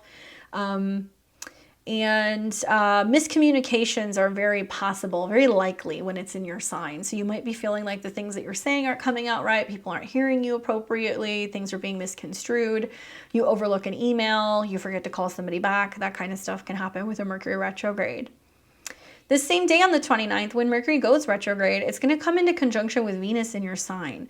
So Venus rules career and Mercury is about scheduling and health and your plans. And I feel like there's a sense of you being like, I have to take responsibility and own up to the fact that I screwed something up, or I have to tell my boss that I'm sick and I can't come to work, or I am realizing that I can't, meet a deadline because I'm having to kind of travel or something. So there's some need to kind of speak up and communicate. Now, Mercury retrograde conjunct Venus, I think, is just this realization of like, what do I love? What do I value? Am I taking initiative to like do more of the work that I want to do? So you might also feel empowered to kind of like restructure what it is that you're doing professionally. It's all about how you communicate though. So you may also feel inclined to reach back out to somebody who you used to work with, or maybe even reach back up to somebody from the past who you're involved in and be like, I still love you. I still have feelings. On the 31st, Venus comes into conjunction with Pluto, and this is going to be interesting because Venus obviously rules your 10th and your 5th, so it's about, feeling like you're in charge when it comes to going after what you want. You're feeling really passionate, very lovable, but also really sexy, and like that you have like a lot of personal power. So I really like for Capricorn risings, New Year's Eve and New Year's Day definitely can be drawing a lot of people in, people who have a real interest in you, looking particularly good looking during these days, and just really getting a lot more recognition from other people and really kind of standing out, looking super flashy, wearing all of your best stuff is kind of the vibe that I'm getting, and feeling just very passionate because it's got a conjunction with your 5th house lord. But like I said, this is a month where I think you're starting to kind of get your groove back and you're starting to kind of feel your energy come back. But you still have to watch your health, okay? You got that new moon in your 1st house. You're also going to have a full moon in your 6th. So definitely health and scheduling things are going to come up this month. And I would say don't overwork yourself. That's so important. Let's see what the cards say for you. The card that I get is Judgment. Judgment. Santa's list. Who's been naughty and who's been nice. You are Saturn though, you know? So as far as you're concerned, everybody gets coal. Decisions having consequences, actions having consequences. And I feel like this isn't so much about you being punished. It's just more about making some really significant decisions or having certain things come full circle. So if you've been totally in your head, not taking care of your health, overworking, yeah, you're going to have some health challenges. If you make the decision that you're finally letting something or someone go, that could be judgment as well. That it's just finally time to be like, okay, I'm putting it in the past. That's done. That's a wrap. Personally, I feel like no better time to do that than when you have a new moon or when you are having your birthday, because it's a fresh new start. So you may feel like it's taking you to the later part of the month to kind of figure this out. But once you have figured out how to put yourself first, you've made some really serious decisions about where your life is going and what you're ready to kind of cut loose and let go of. Good luck, Capricorn. All right, so we've got Aquarius and Aquarius rising. Welcome to December of 2022. I hope you are doing well, Aquarius. Let's get into it. So first, we're going to start by talking about December 1st to the 14th. Tons of mutable T-squares, possibility for confusion, misdirection, and or changes. So what do I mean by this? Well, you've got a stellium of planets in Sagittarius in your 11th house. On one hand, it's positive because it is sextiling your sign. It is also going to be sextiling Saturn. So it feels like you have supportive friends, you're social, you're connected with people, people have your back, you're really focusing on your goals. However, the squares and the oppositions taking place make things a little complex. So when we look at a T-square, a mutable T-square, it means that things are changing in 3 different areas of your life. And the focal point is going to be Jupiter and Neptune, because that is where the T is, right? So planets in the 11th house, goals, friends, partying, socializing, having a good time, all in an opposition to Mars. It means that you're sharing with people. Maybe you're traveling, you're going back and forth, having a lot of phone calls, planning things, talking to one another. It can also mean that your goals are a little bit at odds with your children, right? Mars going retrograde. It can mean that there are changes going on with your kids. Maybe you're finding a new hobby. Maybe you're going back to something or someone that you loved. Maybe you're having to work a little bit harder to figure out what makes you happy. Now, Mars is in opposition to all that Aquarius, and it's in a square to Jupiter. Couple things. If you're somebody who has children, you might find that there is just more expenses relating to your kids, or that kids are kind of pressuring you and asking for more than usual. If not, it can mean that there is a back and forth that's going on where you're trying to figure out what makes you happy and you're trying to find new ways of having fun. That's not breaking the bank, or it's just a healthier way of partying, perhaps without drinking or without spending. Jupiter and Neptune being the focal point in the 2nd house is like saying, dream big, think more about how you want to feel when it comes to making money and resources. You might have friends that are giving you advice about what to do with your money, how to spend it, where to invest it, and you're feeling a little risky. And I would say in some cases with these oppositions, big risk can bring big reward with Jupiter and Neptune. So following your hunches, your intuition when it comes to making money and what you're investing yourself into. I would also say make it about doing something that you enjoy, not necessarily about making money. Like the money will come. Although Jupiter is getting ready to leave your 2nd house, so it'll be there just briefly until the end of the month. There can also be a sense of over-socializing, going out, doing a lot, traveling, picking up the tab for people, and then realizing like, wait a second, is there a hole in my wallet? Like, how much money have I been spending with this Jupiter Neptune in the 2nd house? So just be very mindful of where money goes. It can also be that it's a good time to take a look at your social schedule and figure out, what can you swing? Do you have to be in a bunch of weddings? Do you have to give gifts to everybody? Do you have a ton of parties that you're going to? Can you swing it? And like, do you need to spend a lot of money to have a good time? Then we get to the 15th to the 17th, and this is where we have fateful conversations, agreements, and physical changes. You're going to see that somewhere towards the middle to the 3rd week of the month, we're having all these planets start moving into Capricorn, and this is the cosmic clearing period right before your birthday, especially if you are a January Aquarius. So the 12th house, hidden spaces, things that are private, quiet, behind the scenes, psychological. It's also endings of sorts. So you're going to have Mercury move into your 12th house, and Mercury rules joint resources. It also rules children. So maybe you're having conversations behind the scenes with your kids about if you can keep bankrolling them for something, or it can be that your children, share some kind of secret with you. There can be also a need to kind of wrangle up documents or things relating to taxes or money owed. That is possible as well. Business meetings behind closed doors, strategizing. There can be more stress about money owed and whether or not things are going to pay off. But that Mercury is going to come into a trine with the North Node as well as Uranus in Taurus in your 4th house. So earth signs and water houses, right? The physical conversations we have about what is going to end, change, or transform.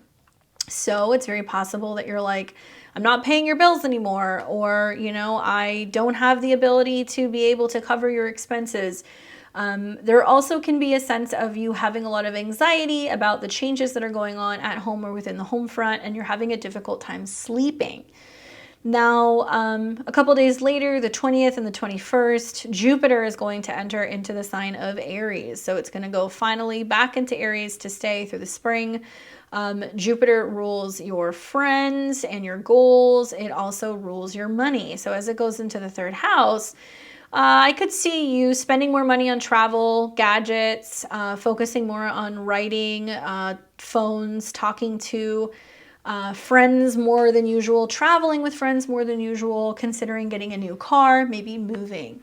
But this is going to seem very loud because Jupiter is going to go into your 3rd house, and it's going to be squared by the sun in Capricorn. So the sun on the 21st moves into the 12th house where it is resting. There's like lots of back and forth behind the scenes, possibly having meetings with people, and it's going to square Jupiter. So there's possibly some really exciting news or information that comes out of the blue, and it prompts you having to have a phone call and like getting, on the phone with an advisor or getting on the phone with a therapist and like, talking about a conversation that you had or something that came up that really kind of shook something up inside of you. We will also see on the 22nd, Venus in Capricorn. So Venus will have moved to the 12th house. So the sun and Venus and Mercury are now all sitting in your 12th house. So it's hidden, subconscious, sleep time, things that go on behind the scenes. Venus is going to start trining the North Node and Uranus.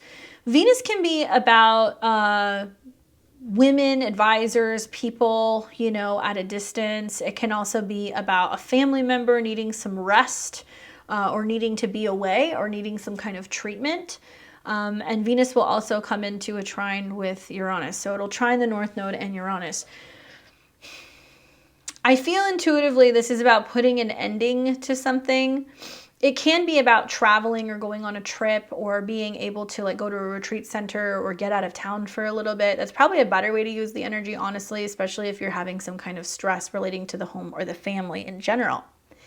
On the 24th or the 28th, both Mercury and Venus, which will be in Capricorn in the 12th house, are starting to sextile Neptune.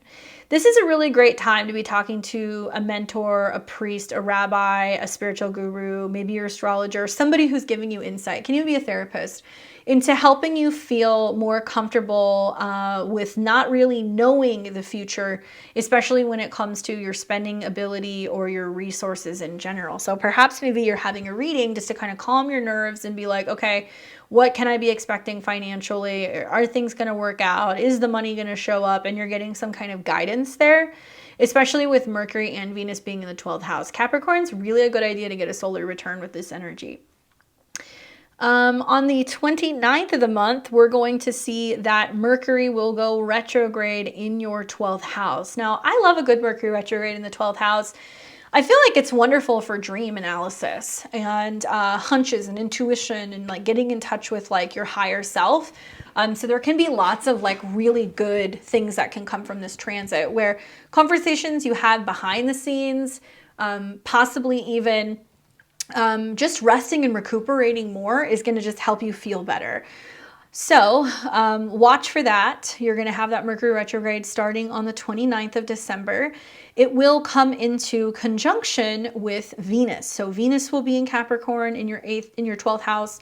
Mercury conjuncts it. Now Venus rules the 4th house of home and family and privacy, and the 9th house, which deals with philosophy, higher power, and law. So there's like a sense of you recognizing, possibly with a home or a family issue, that there is a need to let something go and like not feel like you need to be the person who's responsible for taking care of everything or teaching someone or guiding someone.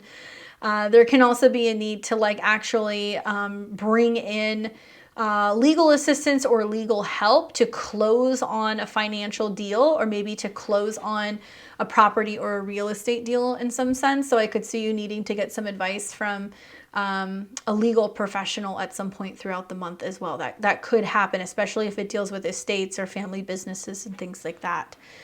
Usually when Mercury retrogrades in a conjunction with Venus, there's some kind of information about money or resources that comes to us. And it can come to you from a lawyer, or it can come to you from a foreign land or somebody involving an estate. Then on the 31st, you're going to see Venus in Capricorn coming into conjunction with Pluto. So you have, once again, the 9th house Lord and also the 4th house Lord coming in conjunction with Pluto. And it's somebody basically saying like what you do or do not have control over, or having to put a rest to something behind the scenes legally, or perhaps even with the family. This can deal with property and estate, right? So if you have a will, if you're setting up a will, or an estate in general, it's like what you're letting your family know you've got going on. In the off chance, you know, they want to know what your hopes or your dreams are for the future in general. But I think Venus being here conjuncting Pluto, for some of you guys, it can be an older woman going through some kind of a medical challenge, or she's needing to see a specialist, or she's needing to go and get some help at a hospital or at a treatment center. I don't like saying that, but it is possible. And it could be an in-law, because Venus rules the 9th house. So it can be in-laws. So I hope that's not the case. I hope it's that you're going on a retreat with all these funky energies in your 12th house that you're just checking out and you're decompressing, and you're in a foreign place and you're, you know, just relaxing and recuperating and detoxing and preparing for your new year. Okay. Let's take a look at what the cards have to say for you, Aquarius. And the card that I get is the Ace of Coins. So I like it. I like it a lot. I mean, I think that planets in your 12th house can sometimes have this feeling of like hidden blessings or blessings in disguise, things that come to you unexpectedly. All of these planets in your 12th house are sextiling Neptune, and they are also going to start sextiling Jupiter, which will be in Aries, but they'll sextile it. It's almost like somebody else's loss is your gain. Something that is lost is found. Something that is given to you. You know, Ace of Coins talks about money, finances, security, stability. It can be that there is like this like angel donor or somebody that pops in and gives you exactly what you need right at, you know, the last hour. I feel like this is about finding more stability in your resources and feeling like you have more security. And the more that you're focusing on planning and strategizing behind the scenes, and also learning to trust the process, that everything is going to work out and that it's going to be okay, planting new seeds for your financial future and abundance coming your way. This is the beginning of it. So it might be that something comes in, especially with Jupiter being in your 2nd house, the beginning of the month. But then you realize like there's only more room for growth, and that even more is showing up. In this next year, you'll see in the spring, Saturn's going into your 2nd house. So definitely getting a handle on some of your financial spending and your resources is definitely going to be happening. But there might be like a nice little boost right before we get to the end of the year, where you feel like you have the security that you need before you really start needing to make some big changes when it comes to your finances or even your talents. Saturn in the 2nd house wants you to develop your talent. Okay? Good luck. And we have Pisces and Pisces rising. Welcome to your December 2022 astrological overview. I hope you're doing well. So we're going to start off talking about these mutable T-squares, which is going to impact you quite a bit. You are a big player in how the future of your home and your professional stuff goes over this next couple of week period. So hear me out. So, mutable is changeable, right? So it's about shifting and the tide changing and your ideas and your feelings changing, the weather changing, whatever.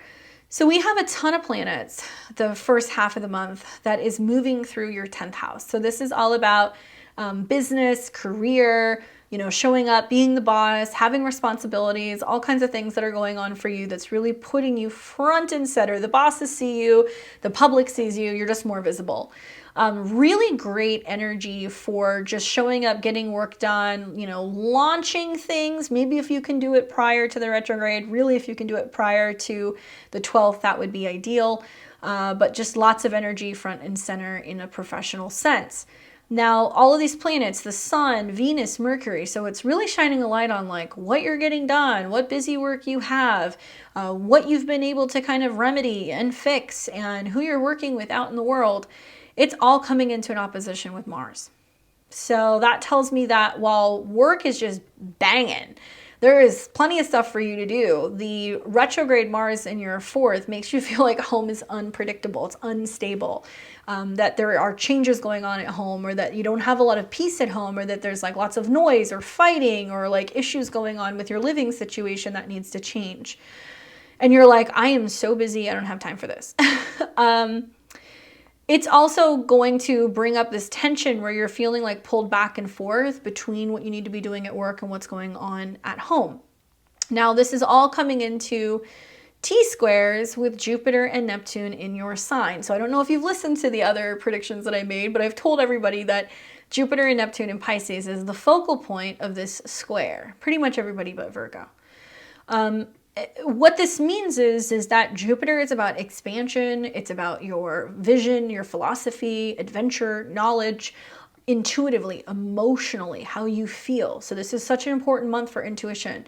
And it's in conjunction to Neptune. Both are your chart rulers. So on one hand, this is like, look, envision the life that you want. If you're having problems at work, or if you're having problems at home, envision the life that you want. What do you want? What do you see coming? What do you see happening, right? That's what you really want to work on. And you need to add a little bit of faith and a little bit of trust and probably some prayers. You need to be praying for something, giving some offerings or something, taking time to meditate, rest, and reflect to better navigate the direction you're going with your professional life and also your work. But in many ways, also, there can be chaos as a result of not taking action. So Pisces energy has a tendency sometimes to retreat and get really emotional or feel overwhelmed.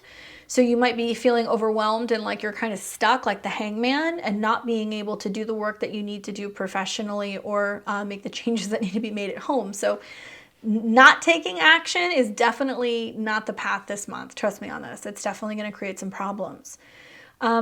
Personally, I feel like the more that you're envisioning the life that you want and you're finding that a little responsibility and showing up and really getting the job done is probably what's necessary to make the shifts that you need to make when it comes to your home life. Like you might have to work harder because you need to pay more rent. You may have to take a new job in a new location, which prompts you to move. Like all of these things affect each other.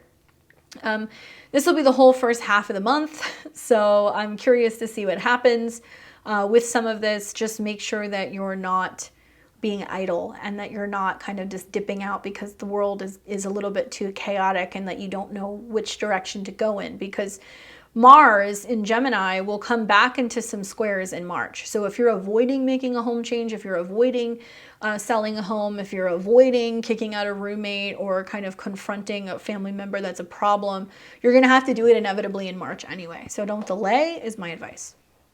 Okay, so the 15th through the 17th of December, we have got Mercury in Capricorn, which is moving into your 11th house, coming into a trine with the North Node and Uranus. Interesting. So especially if you're having living issues, home issues, miscommunications with family members, or if you're just needing to find a new place to live, I think Mercury trine the North Node and Uranus is great because you have friends that can give you support, or you have friends that can basically be like, hey, come here if you need a break. Like if you need somewhere to crash for a couple of weeks, just, come be here. can be friends, it can be neighbors in the neighborhood, it can also be siblings in general. Mercury rules your partnerships, and it also rules your home. So I feel like somebody can basically be like, hey, why don't you check out my neighborhood? You might like it, or like consider moving to this other place. So other people have some kind of support that they can help you with. And it's fateful conversations that are going to help you remedy what's going on in your third house. Now, on the 20th and the 21st, first on the 20th, we see Jupiter entering into the sign of Aries. So Jupiter leaves your sign, goes into your second house. Now, it's been in and out of your second house quite a bit. Jupiter is the traditional ruler for Pisces rising, so Jupiter being on the move is important. Going into the second house is going to expand your resources, expand your spending, expand your self-esteem. So Jupiter going into the second house has you thinking about making more money. It can definitely bring more money, especially into the spring of this next year. It might get extra sweet in the March, April time period. And it's a time to really focus on your talent. And I think that that's really important, like really focusing on your talent and how you can bring in more resources. Now, this is going to feel like a lot because right when Jupiter goes into your second house, the sun goes into your 10th. And that tells me that you are really focused on your goals and you're like, okay, maybe I'm surrounding myself with friends that are more productive, people who are more successful. Your social group is your 11th house. So as it squares Jupiter in the second, you're like, I want to be productive. I want to be successful. I want to follow in some of these people's footsteps too. How can I do that? Who can I mesh with? Who can I connect with that can help inspire me to just, bring more in general when it comes to my financial life? On the 22nd, Venus, which is now in Capricorn in your 11th house, is really highlighting like socializing and friends. You're going to see Venus and Mercury and the sun all hanging out in your 11th house. So lots of opportunities to socialize pretty much from the third week of December all the way through mid-January. Going places, talking to friends, networking. Professional networks is something else I would consider, like joining new groups on Facebook, starting new, business profiles, going to luncheons and meetings and seminars where you can meet other people and you can network is going to be really important. But as Venus comes into your 11th house, it's going to trine the North Node and Uranus. So Venus rules sweet conversations and communication and joint resources. So I think you're going to find people either online or within new networks who want to collaborate with you. They want to go and do things with you. They want to talk to you, especially about money and resources and finance. Like you might learn something from a new online group. It might give you a new skill or something that's going to help you improve your ability to make money. Especially if you're into like trading and stuff like that. I could see some of you guys learning more from like online forums, especially connecting to crypto and like other things that might be making predictions about where some of this stuff is going. The 24th or the 28th, both Mercury and Venus are going to be moving through Capricorn and they are going to start sextiling Neptune in your first house. So it's like talking to people and then you let it sink in. Somebody gives you some advice about a stock. Somebody talks about a future prediction about what's going on with an investment or what's likely to be playing out politically so you can kind of better navigate where it is you want to be living or how you want to be voting, whatever. 11th house can be politics. But I think this is like talking to people and like the effect that it has on you and your vision, right, in general, or what your beliefs are.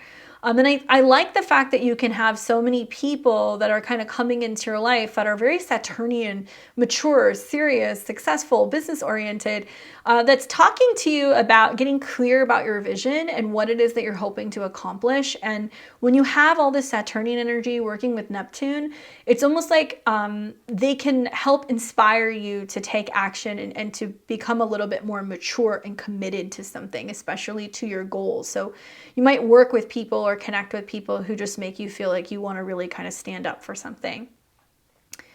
On the 29th, Mercury will go retrograde in Capricorn. Okay, so it's going to go retrograde in your 11th house.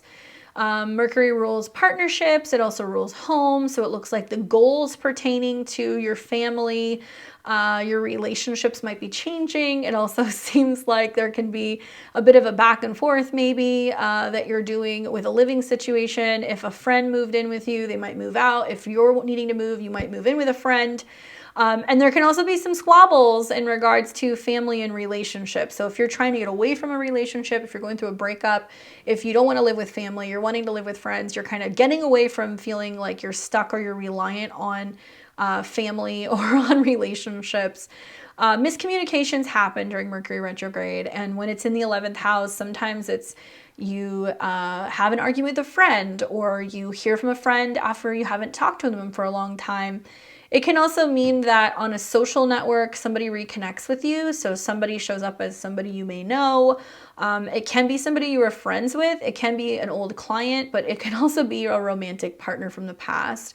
So if you notice someone's creeping around in your profiles or vice versa, watch out, because you or they could get caught. Mercury will go retrograde on the 29th and it'll conjunct Venus. And so I do think it's like a good time to like reconnect with people, especially if it's clients or people that you used to work with, especially if you're trying to kind of connect with people for business purposes. If you're not, you could get a friend request from somebody from the past, especially a romantic partner, or they're sending you a message or they're calling you and they're trying to kind of connect with you and kind of talk to you. And you're like, I don't really know how I feel about this. Very Mercury retrograde-ish. Could also be that friends are like, hey, your ex added me. Like, what is this?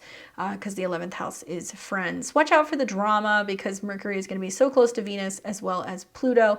There's no need for any drama with ex-partners or friends, okay? No jealousy, none of that stuff. Then on the 31st, we're going to see that Venus in Capricorn will come into conjunction with Pluto. So Mercury, obviously, like I said, partners in the past, conjunct Pluto. In the back of my mind, I'm like, is it possible that friends will do some petty stuff which can agitate you? Yes. Is it possible that you go through a breakup with somebody and then they're like, you know, watching your stories, or they're adding your best friend? Yeah, that's very possible. There can also be this question mark that's like, are we friends or are we something more? Now, Venus-Pluto can be really passionate, intense connections, like, oh, I love you, or I love this person, or I love this thing. And you could be getting really passionate about what you're talking about when it comes to your goals. But it can also be that there is some kind of intense or complex situation with you and another person, and you don't know if you're friends or if you're something more. The 11th house deals with lovers of your partners or lovers as well. So if you're partnered and you're like, I don't know, that person's getting a little too friendly with that like lady friend, or like what's going on there, there is a need to kind of ask questions and be like, what is the deal? Is there some kind of storyline there? Is there something that you're not telling me? And you might need to ask these questions. I like the fact that it sextiles Neptune, because it does make me feel like you're listening to your intuition. And if you have a hunch about something and your intuition is like, ask the question, say something, get clarity, you will do that and you will get it, okay? Let's see what the cards say for you this month, my Pisces. I get the Fool. Taking chances. There's you and 0.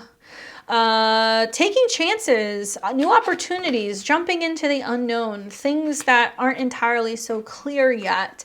You're at an interesting point in time. You're changing, your beliefs are changing, your home or your family might be changing, and you have Saturn that's getting ready to go into your sign. So this is the time right now, between now and March, to get all of your ducks in a row and prepare and get ready before Saturn hits your ascendant. And there is a sense of you really showing up and setting some really significant new goals, making some big life changes, and really rising to the occasion in your own life and making stuff happen. So the Fool is like, why not? Now or never. Let's take a chance. Let's see if it happens.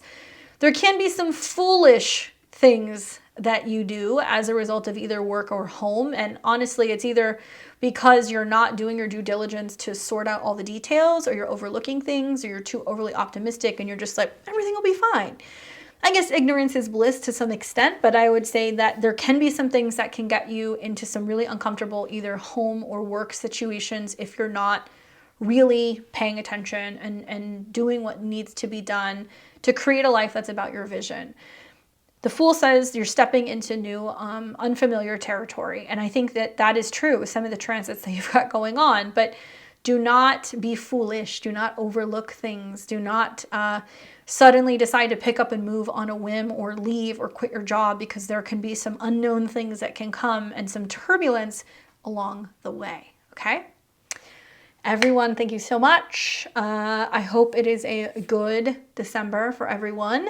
I am excited to see how this plays out, even though I will say, honestly, from an astrological perspective, the first 2 weeks of the month is confusing. We're kind of feeling our way through the dark. With all the squares to Jupiter and Neptune, it's about being able to tune into our intuition, our higher selves, being our own guru, taking a step back, meditating, resting, and reflecting, because we don't have all the answers yet. We don't have all the facts.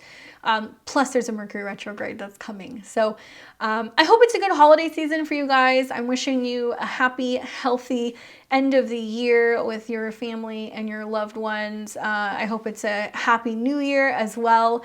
I'll be putting out the January stuff later in December and getting things ready also to talk about the astrology of 2023. If you liked this, if you are feeling any of this, if you have any comments or you just want to say hello, leave me a comment below. I would love to hear from you. As always, I appreciate your guys' comments, and shares. If you'd like to book a personal reading with me, click the links below at beyondtheveiltarot.com. I would love to talk to you. Thank you for listening to my rather long December horoscopes. But you know what? At least you know what's going to be happening for the month ahead. You guys enjoy, take care, and I will see all of you next month in 2023.